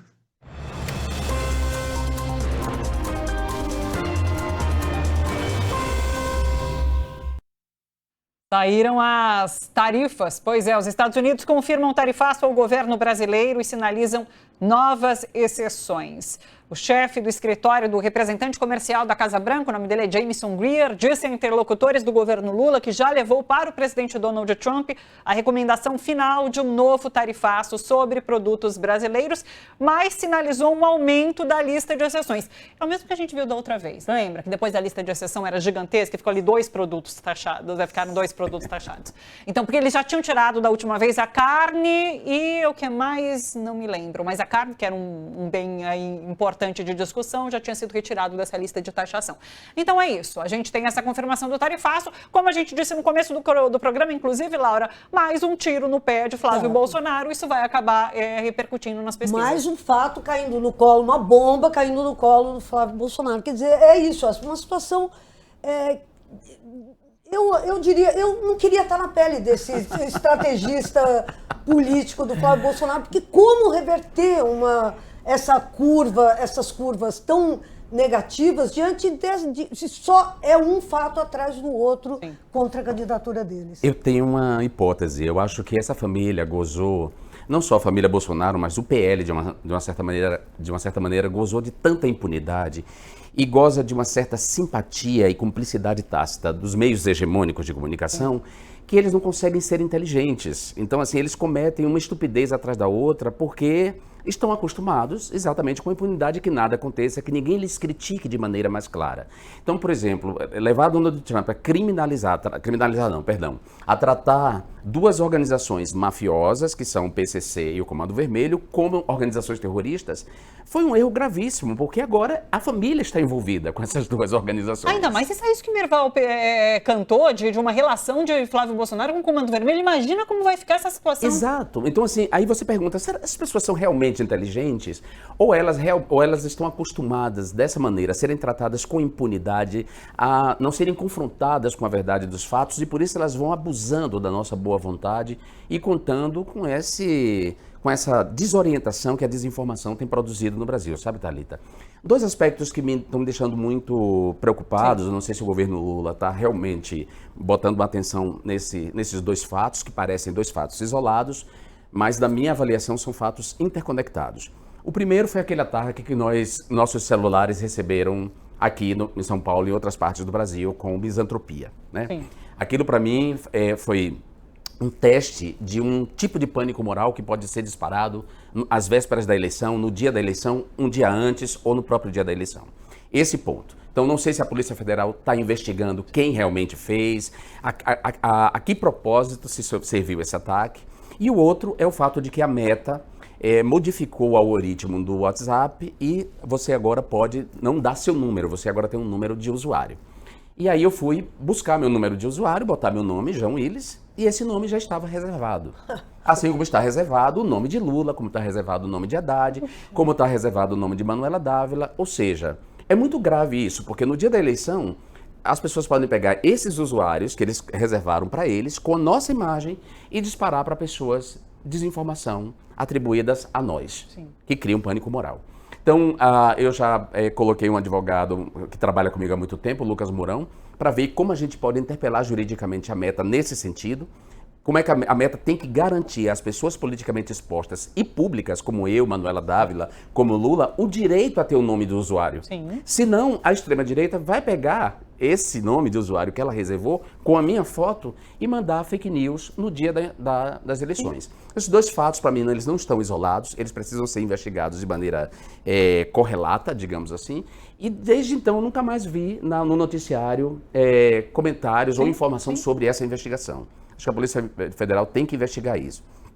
Sobre Merval Pereira, eu vi você comentando, eu acho curioso, né? Há 2 formas relacionadas, 2 atitudes relacionadas à imprensa que ameaçam a democracia. Um é a desinformação, a outra é o cinismo. Então, o cinismo dos meios de comunicação, né, o que eu chamo de mídia hereditária, hegemônicos, é assombroso. Porque Merval Pereira sempre passou pano para a família Bolsonaro. Sempre passa o pano, embora os fatos estivessem às claras, sempre houve um esforço em passar pano para os crimes da família, ou para justificar, ou para não confrontá-los com a verdade dos fatos, ou fazer esse jornalismo de declaração, que é um jornalismo deletério, né? Você pega uma declaração e transforma a declaração em manchete, sem dizer para a pessoa a verdade dos fatos. Quer dizer, qualquer notícia relacionada à visita de Flávio Bolsonaro aos Estados Unidos tinha que vir acompanhada de que Eduardo Bolsonaro foi a pessoa que articulou o tarifaço contra o Brasil. Né? Tinha que dizer que esse sujeito está praticando um ato de traição da pátria. É preciso dar nome aos atos. Não tratá-los com essa cordialidade, passando pano. E aí, quando, na verdade, ele faz um editorial ou um texto nesse sentido, me parece muito cínico da parte dele, porque essa gente foi tolerada até agora muito por eles, por essa imprensa hegemônica e hereditária. Mas sabe o que eu sinto? Essa constante busca por uma terceira via da grande mídia agora calhou de encontrar a Michelle Bolsonaro. Então eu não sei até que momento, até que ponto Nerval, como essa pessoa que de fato representa essa grande mídia e que tinha no Flávio Bolsonaro uma grande aposta, se frustrou por conta desse tipo de atuação do candidato Flávio Bolsonaro, e agora vê Michelle Bolsonaro como uma saída. Então eles vão desgastar essa campanha para colocar Michelle Bolsonaro como uma salvadora. Pode ser. Ou talvez, como eles são machistas demais, apostar em Ronaldo Caiado, porque também não me espanta que esses setores, essa imprensa mais tradicional e hegemônica, que pertence a essas oligarquias políticas, coloquem Caiado como seu candidato e, por isso, comecem a atacar Flávio Bolsonaro. Até porque não tem como defender Flávio Bolsonaro, porque ele está tão enredado na organização criminosa que envolve o Banco Master, a lavagem de dinheiro através do filme, do Dark Horse, e os nexos, né, dessa direita criminosa, dessa extrema-direita criminosa no mundo, são tão evidentes que eu acho que eles vão pular do navio e fazer o que fizeram um pouco ali quando a Vaza Jato foi desmascarada, quando a Lava Jato foi desmascarada por meio da Vaza Jato, né? Nós somos um país que não pede desculpas, Thalita. É impressionante. Eu estou até hoje esperando as desculpas pelo golpe contra Dilma, porque está provado que Dilma foi golpeada por uma organização criminosa. Aliás, o personagem que golpeia Dilma volta à cena, por incrível que pareça, volta à cena comandando o destino de emendas parlamentares, que é Eduardo Cunha. Veja como a direita ela é bem tratada no Brasil, como a imprensa passa pano para a direita. Eduardo Cunha voltou à cena. A imprensa nunca pediu desculpas a Dilma Rousseff, nem ao país.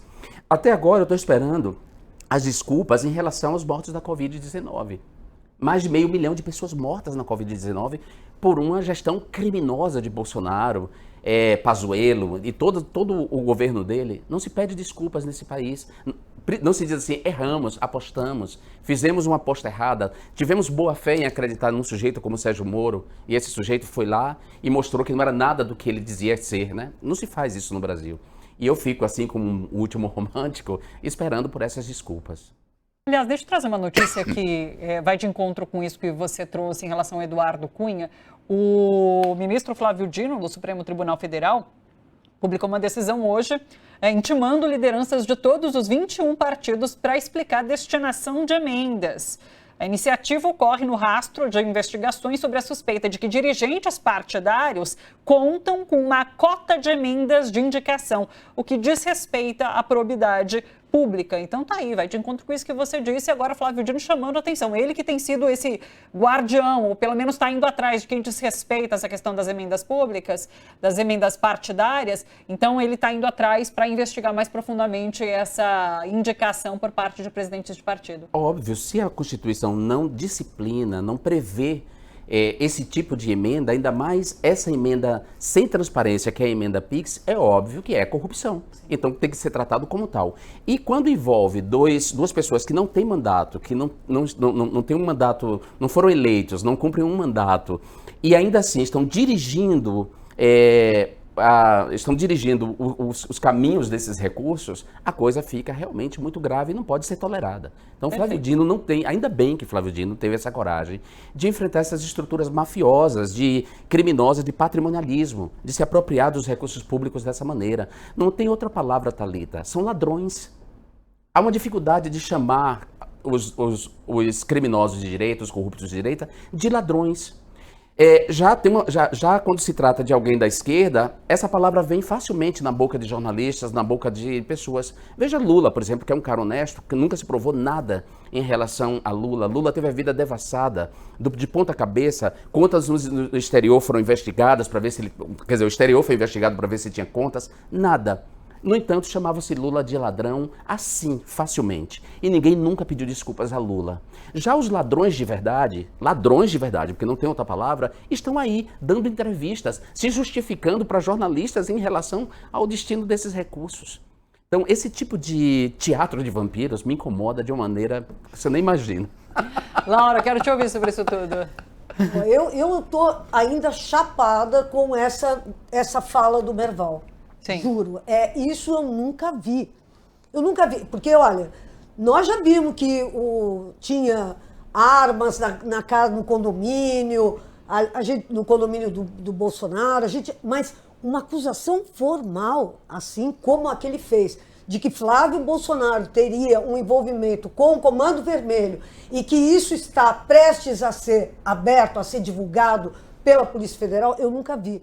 Ou seja, eu acho sim que tem uma movimentação estranha aí, porque a leviandade e a vontade com que ele fala, Sim. dá uma informação dessa, que é uma bomba. Sim. Isso é uma bomba. Isso é uma bomba completa, é a candidatura acabar. A leviandade com que ele pronuncia essas palavras na Globo News me dizem claramente, olha, nós vamos ter uma mudança do jogo. E a mudança do jogo deve ser mesmo a saída do Flávio desse jogo.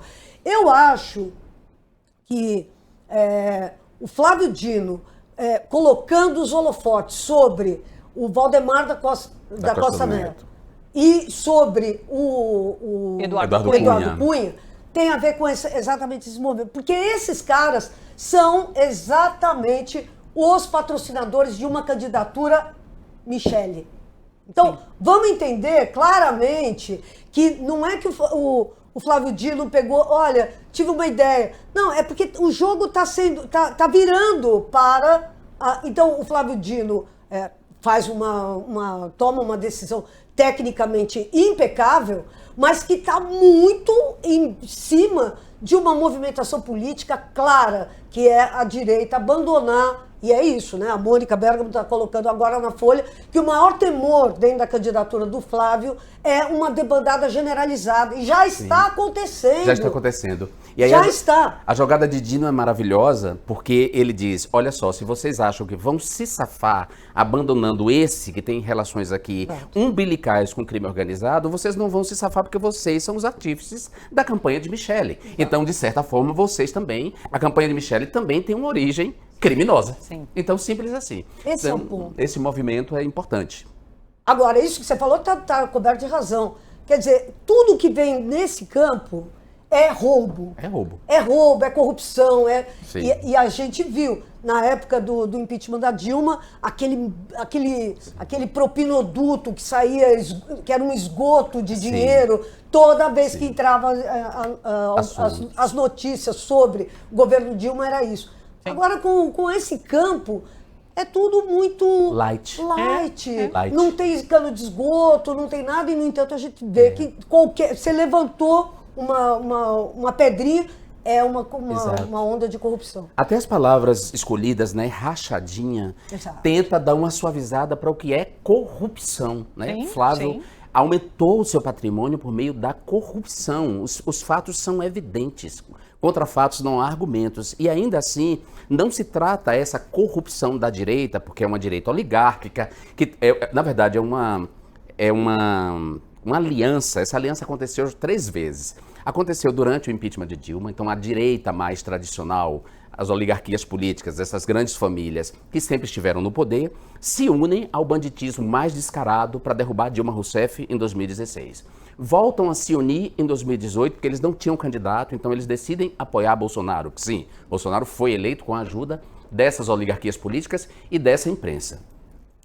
E agora, diante de um candidato também competitivo, está se tentando desviar, né, todo o apoio que estava sendo dado a Flávio, inclusive, que buscava apagar o nome Bolsonaro cada vez que se referia a ele, para Michele, né? Só que aí a gente não pode deixar de dizer que a origem do dinheiro que financia a campanha de Michele é igualmente criminosa.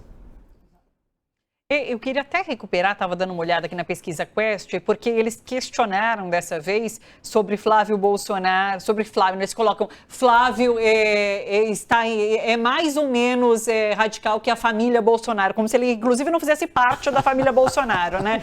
E daí sobe quem acredita que ele é tão radical quanto a família Bolsonaro. Então é isso, é a imagem dele também se dissolvendo diante desse público que acreditava que ele pudesse ser uma alternativa ao que foi o pai dele, por exemplo. Ou ao irmão, por exemplo, que está nos Estados Unidos, né, atacando sim. o país desde lá. Thalita, deixa eu contar uma coisa para vocês, eu acho que vocês não sabem, né? A Laura talvez saiba. O Eduardo Bolsonaro conseguiu me levar ao Conselho de Ética através de uma adulteração criminosa de um documento público. Ele fez uma edição criminosa de uma sessão da Comissão de Direitos Humanos e apresentou como uma prova de algo como prova, entre aspas, de algo que eu havia dito e eu nunca disse. Sim. A polícia do DF confirmou que ele adulterou criminosamente, ou seja, os métodos dessa família são esses desde sempre. E ainda assim, os aliados dele, claro, porque a Câmara nós temos esse congresso aí com Hugo Morta, com Davi Alcolumbre, que também estão envolvidos, né? Aceitaram naquele momento. A Corregedoria aceitou, mesmo a PF, a perícia da Polícia do DF, dizendo que se tratava de uma adulteração criminosa de um documento público, ainda assim eles acolheram para poder me levar ao Conselho de Ética. Então, veja, essas pessoas operam a partir desses expedientes há muito tempo. Sim. Há muito tempo. Então, não tem novidade para mim. Cada vez que alguém se espanta, por exemplo, com esses tentáculos da família Bolsonaro e suas relações com as máfias que controlam territórios no Rio de Janeiro, cada vez que alguém se espanta, eu acho que uma fada morre em algum lugar. Porque é puro cinismo. Mas eles nunca esconderam isso. Sim. Eles nunca esconderam. Isso me espanta mesmo a normalização. É como eles são naturalizados, normalizados e como, quando entrevistados, não são confrontados com a verdade dos fatos. Simples assim. Perfeito. Falando em Congresso, deixa eu trazer algumas notícias para a gente discutir Congresso. O Senado aprovou uma proposta de emenda à Constituição que criou a aposentadoria especial para agentes comunitários de saúde e de combate às endemias. O texto, articulado pelo presidente do Senado, Davi Alcolumbre, reduz a idade mínima para aposentadoria para 57 anos, no caso das mulheres, 60 anos para os homens. O governo federal classifica essa proposta como uma pauta-bomba.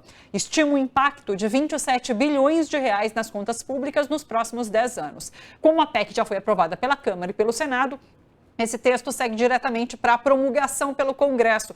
Não depende de sanção ou veto do presidente Lula. O governo avalia agora questionar essa medida no Supremo Tribunal Federal. A argumentação é de que a PEC cria novas despesas previdenciárias sem apresentar uma fonte de financiamento. A gente já conversou quando essa PEC foi aprovada na Câmara, né?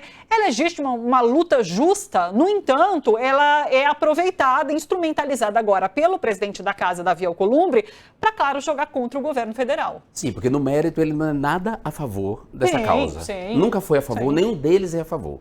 Ele só colocou para atingir o governo Lula e porque Flávio Dino está fazendo esse movimento de expor as vísceras das organizações criminosas que se formaram a partir da emenda PIX. Então, eu queria que as pessoas soubessem, né, que não se trata de uma benevolência da parte de Davi Alcolumbre.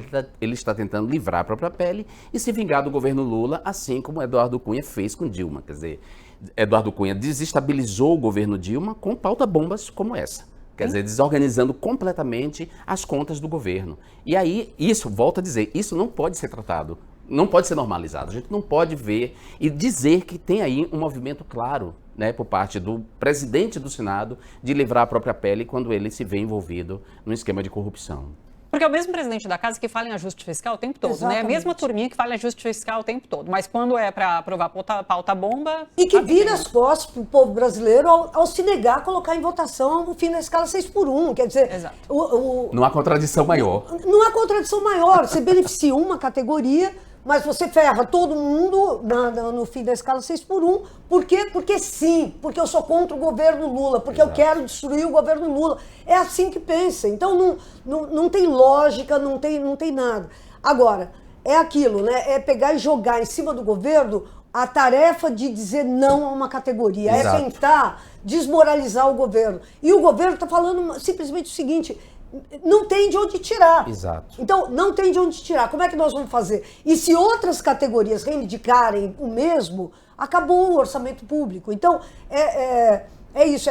O único objetivo do Alcolumbre é desgastar o governo do presidente Lula. Eu diria que se vingar, na verdade, E se né? vingar. Porque de alguma maneira ele atribui, ainda que os poderes sejam independentes, e realmente são independentes, ele atribui, de certa forma, os movimentos de Flávio Dino no STF ao governo Lula. Sim. Então a maneira que ele responde é dessa forma, tentando desorganizar as contas do governo Lula, fingindo que ele está abraçando uma categoria que ele sempre desprezou.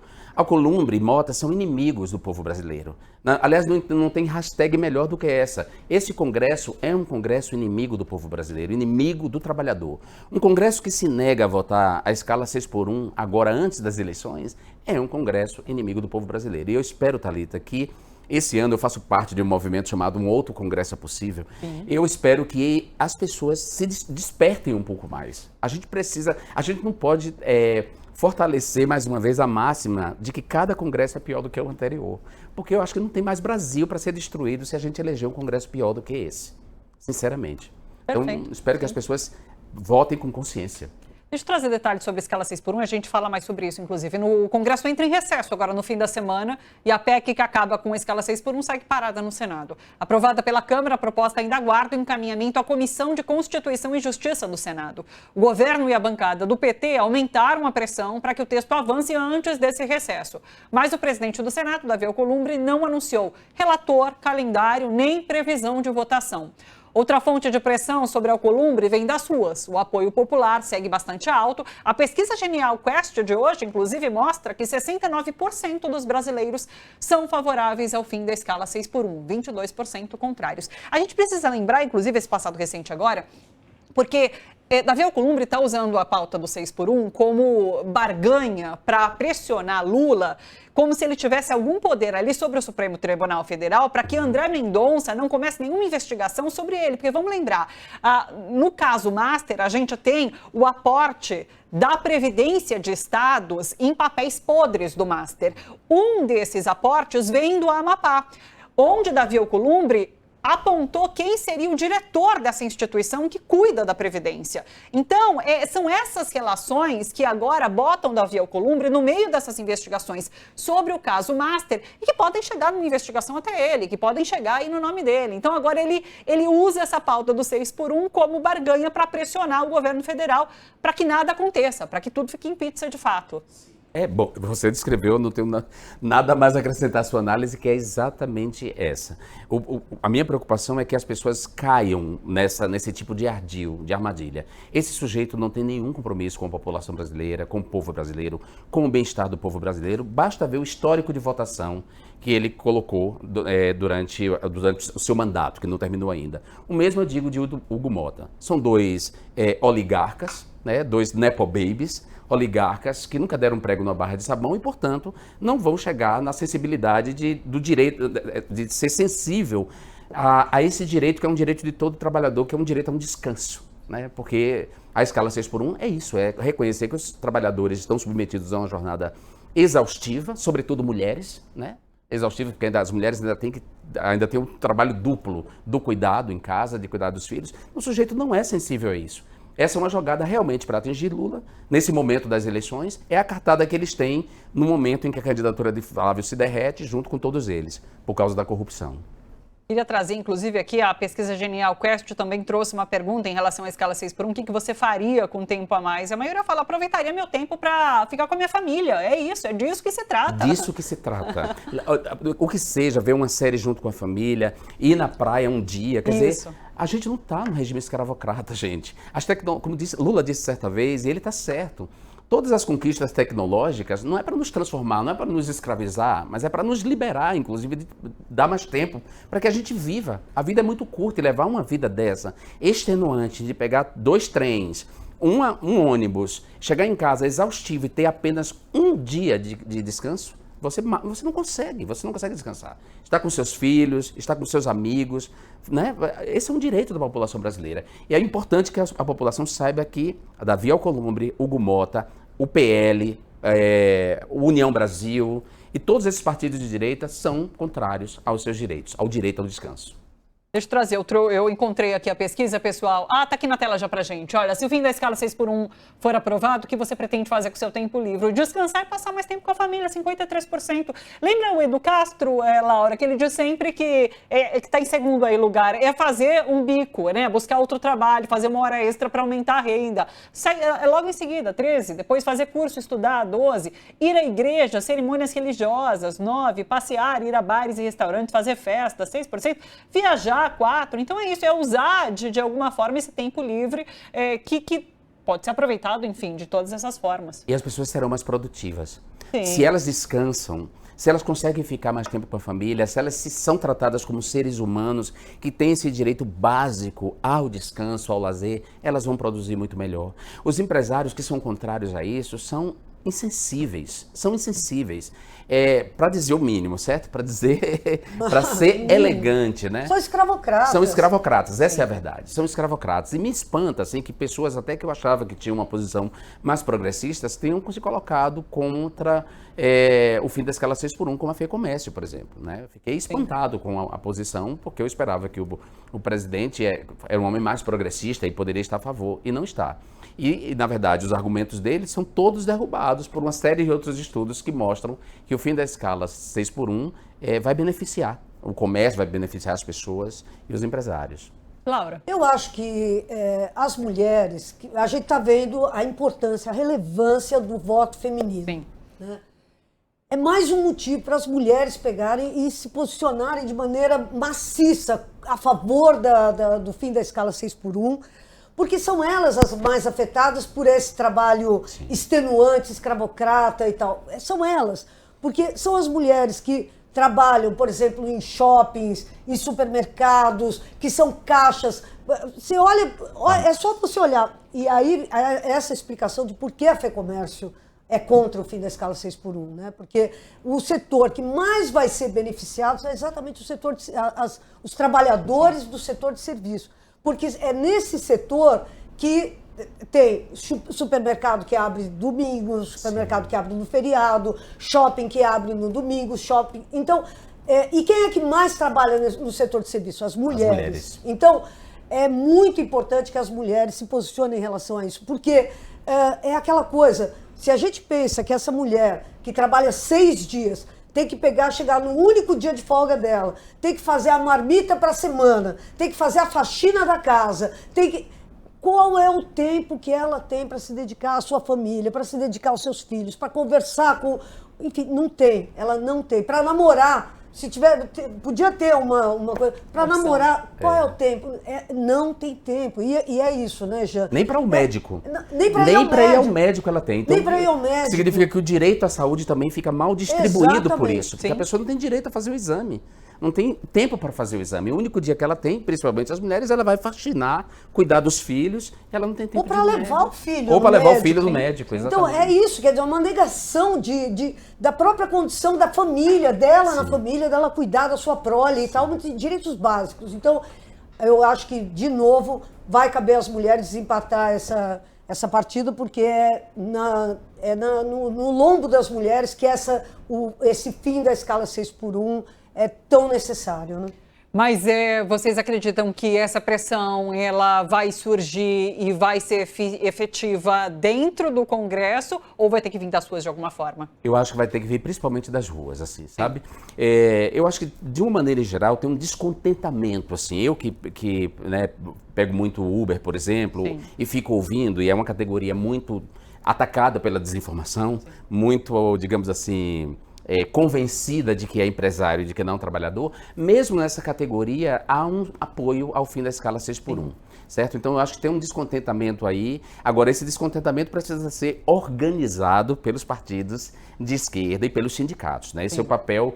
Eu sempre digo que a decência humana básica ela pode ser organizada politicamente, né? A pessoa não precisa ser ativista, militante, basta ela ter decência humana básica, ver o que está acontecendo no país, e se os partidos conseguirem, sei lá, organizar isso politicamente por meio de uma marcha, sair dos seus clichês também, porque também partido de esquerda está com muito clichê na hora de convocar as pessoas às ruas, eu acho que é possível fazer um levante mesmo aí, com as mulheres como protagonistas, para confrontar esses dois escroques. Não, e vamos lembrar sempre, né? Tudo que a gente conquistou foi graças à rua. Sim. Né? Quer dizer, o Congresso, a gente sabe que ele é um Congresso inimigo do povo, que é um Congresso que, se deixado solto, com seus instintos, vai votar sempre contra o povo. Se alguma vez ele votou a favor, foi sob pressão das ruas, sob pressão assim, irresistível das ruas. Então, eu não tenho nenhuma esperança de que a gente consiga vencer essa batalha se a gente não conseguir colocar o povo na rua. De novo, não tem nenhuma chance.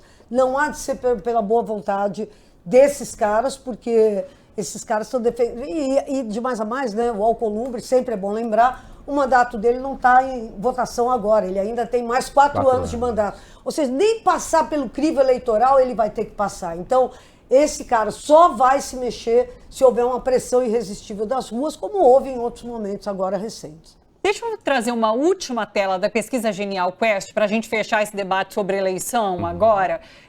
Qual a sua maior preocupação em relação ao Brasil atual? A gente sempre teve a corrupção bombando, né? Nessas últimas pesquisas a gente tem visto essa queda. Você vê aqui, ó, a corrupção caiu de 19 para 14. A preocupação com a saúde aumentou um pouquinho, 12 para 15. Problemas sociais caiu, 16 para 15. Educação ficou na mesma, mas a gente tem ali em primeiro, assim, em primeira preocupação, como primeira preocupação, a violência, que tem aí estado em torno dos 30 pontos há bastante tempo já, né? A gente tem discutido aqui, inclusive, Laura, sobre como essas políticas que têm a mulher no centro, quando a gente está falando sobre violência e segurança pública, são eficientes, porque, de fato, a gente tem um índice assombroso de feminicídios, a gente tem violência doméstica. Então, quando a gente fala em violência aqui, essas questões todas entram aqui também, né?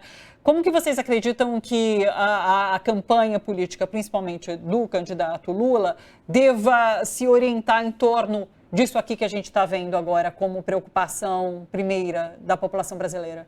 Eu acho que primeiro o governo Lula deve perceber que existe uma diferença entre os dados reais da violência e a percepção da violência. Sim.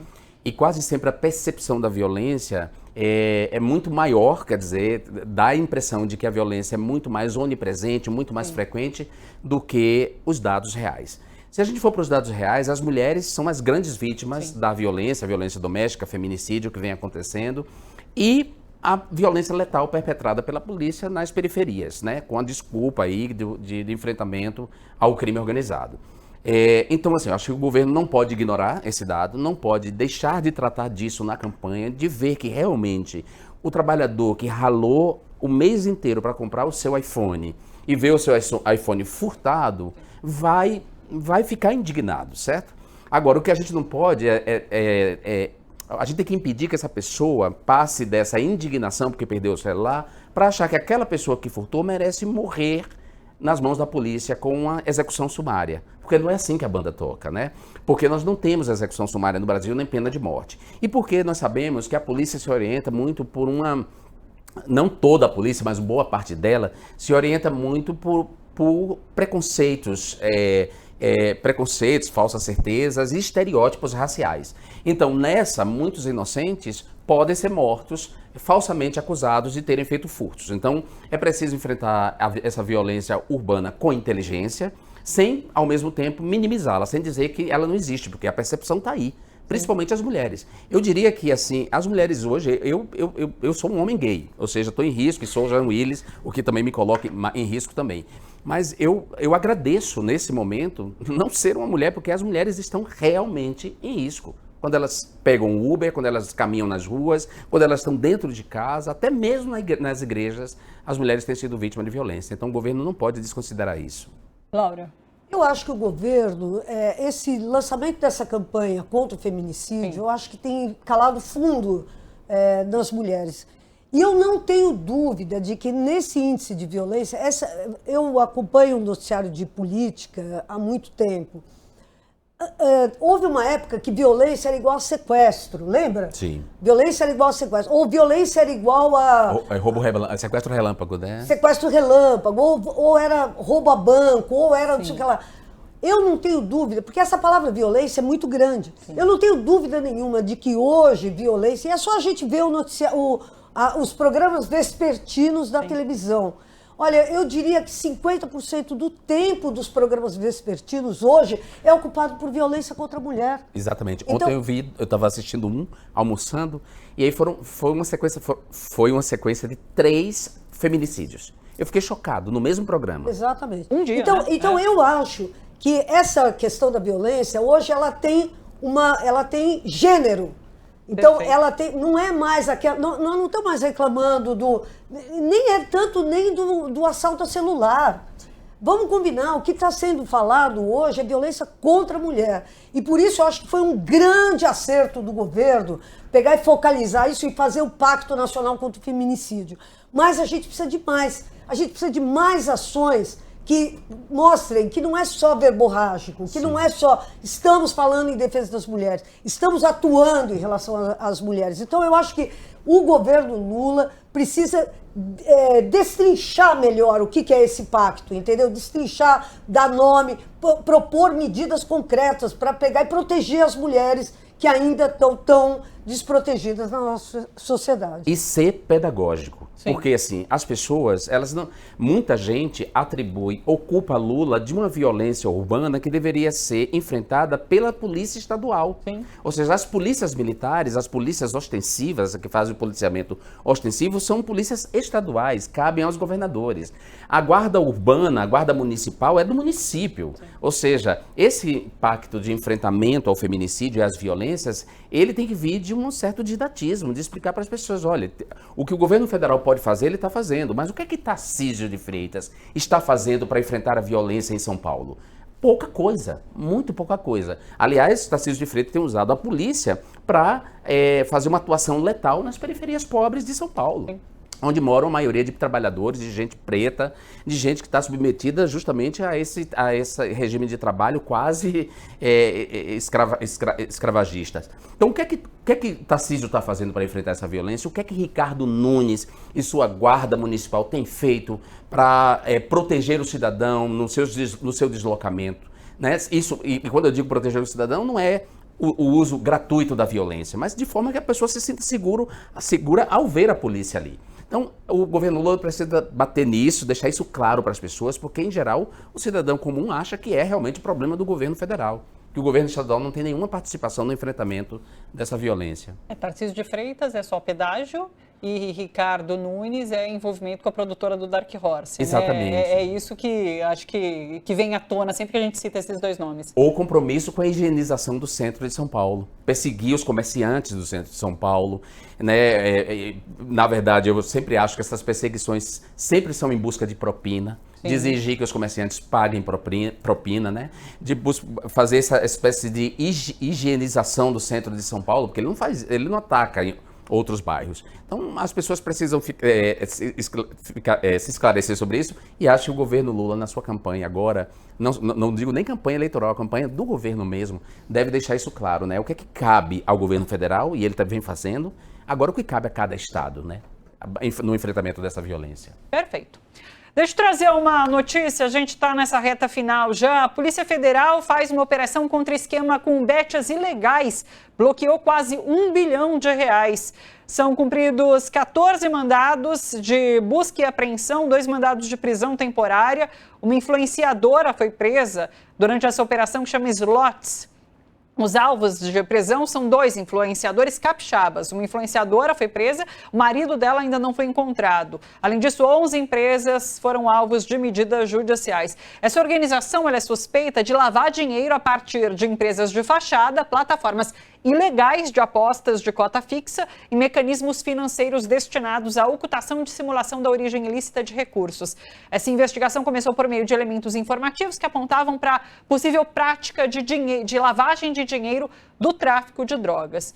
As apurações apontam uma exploração clandestina das plataformas na internet, que usava influenciadores digitais para promover os sites irregulares e empresas intermediadoras de pagamento para receber, movimentar e dispersar recursos obtidos com atividade ilícita. Então, esse é um dos vários problemas das bets, né, que a gente tem comentado aqui. No caso aqui, bet legal. Você ia lá, apostava, você não tinha qualquer chance de ganhar qualquer um centavo, e era o pessoal aqui, a organização criminosa, lavando dinheiro de tráfico de drogas. Esse engendramento, né, esse emaranhado entre economia da atenção, que envolve as big techs de uma maneira geral, a falta de responsabilização das big techs em abrigar essas bets, né, essas plataformas, esses sites de apostas, essa relação com o crime organizado, tudo isso me assusta. Eu escrevi em 2024 um livro que eu chamo todo esse estado de coisas de falsolatria. A gente está vivendo esse momento do culto à mentira, à falsidade,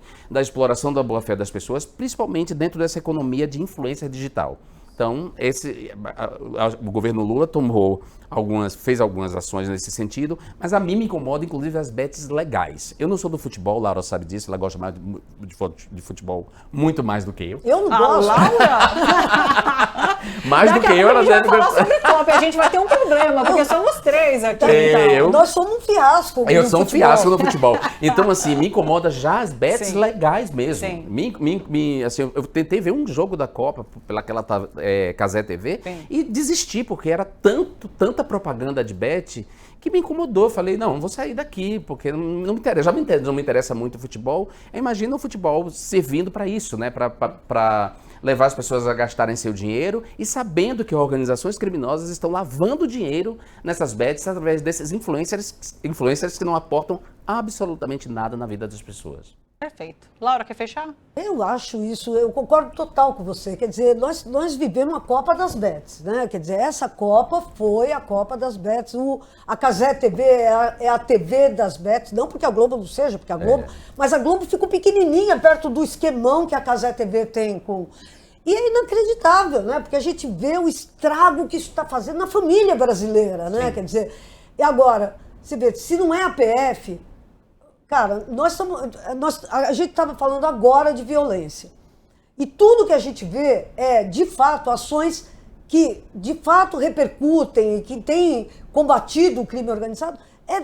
É o governo federal, é a Polícia Federal que está fazendo. Cadê as polícias estaduais? Cadê a polícia estadual? As polícias civis? Cadê a Polícia Civil? Exato. Cadê? Por que nós estamos na mão? Então, é isso, quer dizer, eu acho que, inclusive, essa questão da violência que a gente estava discutindo antes, está na hora da gente pegar e jogar no colo do Tarcísio, né? Cadê o Tarcísio? Aliás, o Tarcísio tem um candidato a senador que é o Derrite, que foi secretário de Segurança Pública e que a única coisa que soube fazer foi matar pobre. Matar pobre. Aliás, é importante lembrar que Flávio Bolsonaro está sentado sobre um projeto de lei que busca asfixiar a lavagem de dinheiro do crime organizado em postos de gasolina. Então, ele não está sentado por acaso nesse projeto. Tá, ele tem uma relação, óbvio, com... Quer dizer, eu acredito que ele tem uma relação umbilical com esses esquemas. Então, essa coisa da bet e da cultura de influência é uma sobreposição de vícios, né? Porque as mídias sociais, elas já são aditivas. Por si só, as mídias sociais são aditivas. Há pesquisadores que apontam que o vício nas mídias sociais é o novo tabagismo, que vem gerando ansiedade. Aí você se sobrepõe o vício nas mídias sociais ao vício na bet. E aí você tem realmente tragédias familiares todo dia. Todo dia. E é preciso um enfrentamento do governo federal, Lula vem fazendo, mas o que Tarcísio vem fazendo aqui em São Paulo? Perfeito. Né? O que vem fazendo? Nada. Resumindo, nada. Todo o serviço de combate à violência que a gente tem comentado nesses últimos meses tem a ver com o uso de inteligência por parte da Polícia Federal. Não da Polícia Civil. Não da Polícia Civil. Não. E a Polícia Civil, se as polícias militares são responsáveis pelo policiamento ostensivo, a Polícia Civil é responsável pela investigação e inteligência. Sim. Então, cadê a Polícia Civil de São Paulo? Investigar esses esquemas criminosos envolvendo bets ilegais, né, e lavagem de dinheiro. Cadê o trabalho da Polícia Civil? Cadê o trabalho da Polícia Civil do Rio de Janeiro? Esse não tem mesmo. Porque a Polícia Civil do Rio de Janeiro está totalmente tomada pelos esquemas de corrupção enfim, e as organizações criminosas, lamentavelmente. Eu acho engraçado quando a gente conversa com o Folê nas sextas, e ele é do Rio de Janeiro, ele fala assim, pô, se a gente está discutindo a situação de São Paulo, quando a gente traz a discussão aqui para o Rio de Janeiro, aí, é tristíssimo, né? É tristíssimo. É demais, mas veja só, é preciso tomar cuidado para que essa lógica lá do Rio de Janeiro não seja transportada para São Paulo. Com certeza. Né? Sim. Por isso mesmo a nossa crítica da Cícero de Já Freitas. que importamos, né, um governador. Um governador. Pois é. Se preparem, porque agora falaremos, mesmo que brevemente, sobre Copa do Mundo, pessoal. Madrid foi ao delírio com o resultado de ontem nos Estados Unidos. A Espanha, a primeira finalista da Copa do Mundo de 2026. A seleção venceu a França por 2-0 e agora está a uma vitória do título. Nem Mbappé conseguiu furar a defesa espanhola. O adversário na grande final sai hoje do duelo entre a Argentina e a Inglaterra. Quem vencer enfrenta a Espanha na decisão do Mundial. O jogo começa às 4h no horário de Brasília. Se você quiser, aponta o QR Code aqui para a nossa tela e você vai ser levado ao site tvtnews.com.br para ver aonde assistir, mais informações sobre esse jogo. Olha, você assim, simples no questionamento. Inglaterra ou Argentina, pessoal? Ai, que pergunta difícil, hein? É como se fosse a Guerra das Malvinas de novo. Pois é. Porque eu fico preocupado de torcer para a Argentina por causa do fascista Milei, né? Sim. Ou seja, que ele capitalize de certa maneira. Então, não é nada contra os nossos patrícios argentinos, mas contra o governo de extrema-direita racista. Da mesma maneira que eu torci pela Espanha, muito mais por Pedro Sánchez e Javier Bardem, e muito menos, muito mais por eles. E é claro e aí foi interessante a Espanha ganhar, porque Pedro Sánchez disse, depois que o Rajoy fez aquela declaração racista em relação aos jogadores da França, dizendo que os jogadores da França não eram franceses, imagina, quase 26 jogadores eram nascidos na França, são franceses. Então, ao dizer isso, quando o Rajoy deu essa declaração racista, e ele é do PP, que é o partido de direita espanhol, o Sánchez falou, olha só, que vença o melhor no futebol e que perca o racismo. Então, eu achei essa declaração muito interessante, por isso eu fiquei feliz com a vitória da Espanha. Já Inglaterra e Argentina, eu estou na dúvida se eu vou torcer para os nossos patrícios ou eu vou torcer pela Inglaterra. Eu estou na dúvida, realmente. Laura! Eu me abstenho, viu? Olha, eu me abstenho mesmo, viu? Porque torcer pela Inglaterra é difícil, né? É difícil. É difícil. Olha o mal que a Inglaterra já fez ao mundo. O legal é que a gente fala de futebol, só que a gente não fala de futebol. Então, mas daí nesse sentido é isso. A gente tem o que condenar a Inglaterra no passado. Mas e a Argentina do presente? Aqui tem esse é a sinuca de bico. Também é horroroso. É horroroso. É horroroso. Então, nesse festival de aberrações, eu me abstenho. Você sabe que eu estava agora lá na China e daí eu conversei, ele inclusive está nas nossas redes sociais, com o presidente do Fórum de Esquerdas da Arábia, do mundo árabe, né? Sim. E a gente conversou sobre Copa, ele é libanês, né? A gente conversou sobre Copa e ele me disse isso, exatamente. A Copa é política. Sim. E eu vou ser Espanha até o final. Eu vou ser Espanha. Eu também vou ser Espanha.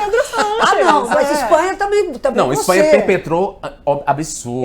Agora, vamos pensar no agora, mas pensando Laura. agora do ponto de vista prático, por causa do Pedro Sánchez, do Javier Bardem, que é um cara que condena, inclusive, o genocídio na Palestina, que tem tomado essa coragem. Pedro Sánchez tem buscado responsabilizar Netanyahu por tudo isso. Por tudo isso, eu torço para a Espanha.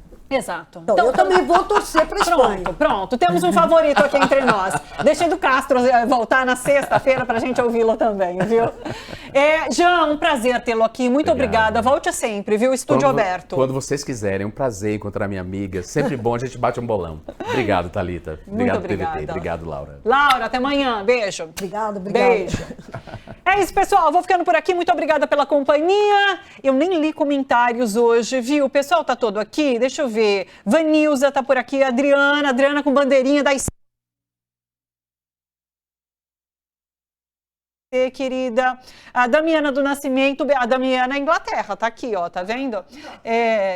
Mas é que é hoje, né? Argentina e Inglaterra. Daí depois na final, pode ter Espanha, então. Os Beatles também, né? Ah, legal, né? Legal, bonito. Eu não entendo nada, mas tem um jogador, parece que chama Jude, né? Daí o pessoal canta Hey Jude, é bonito. Emira Elias, um beijo pra você. É isso, galera. Muito obrigada pela companhia. Eu volto amanhã às 10h30. Hoje, mais tarde, às 4 horas, tem segunda edição com o Dom Ernesto por aqui, tá bom? Um beijo pra vocês e até lá. Tchau, tchau.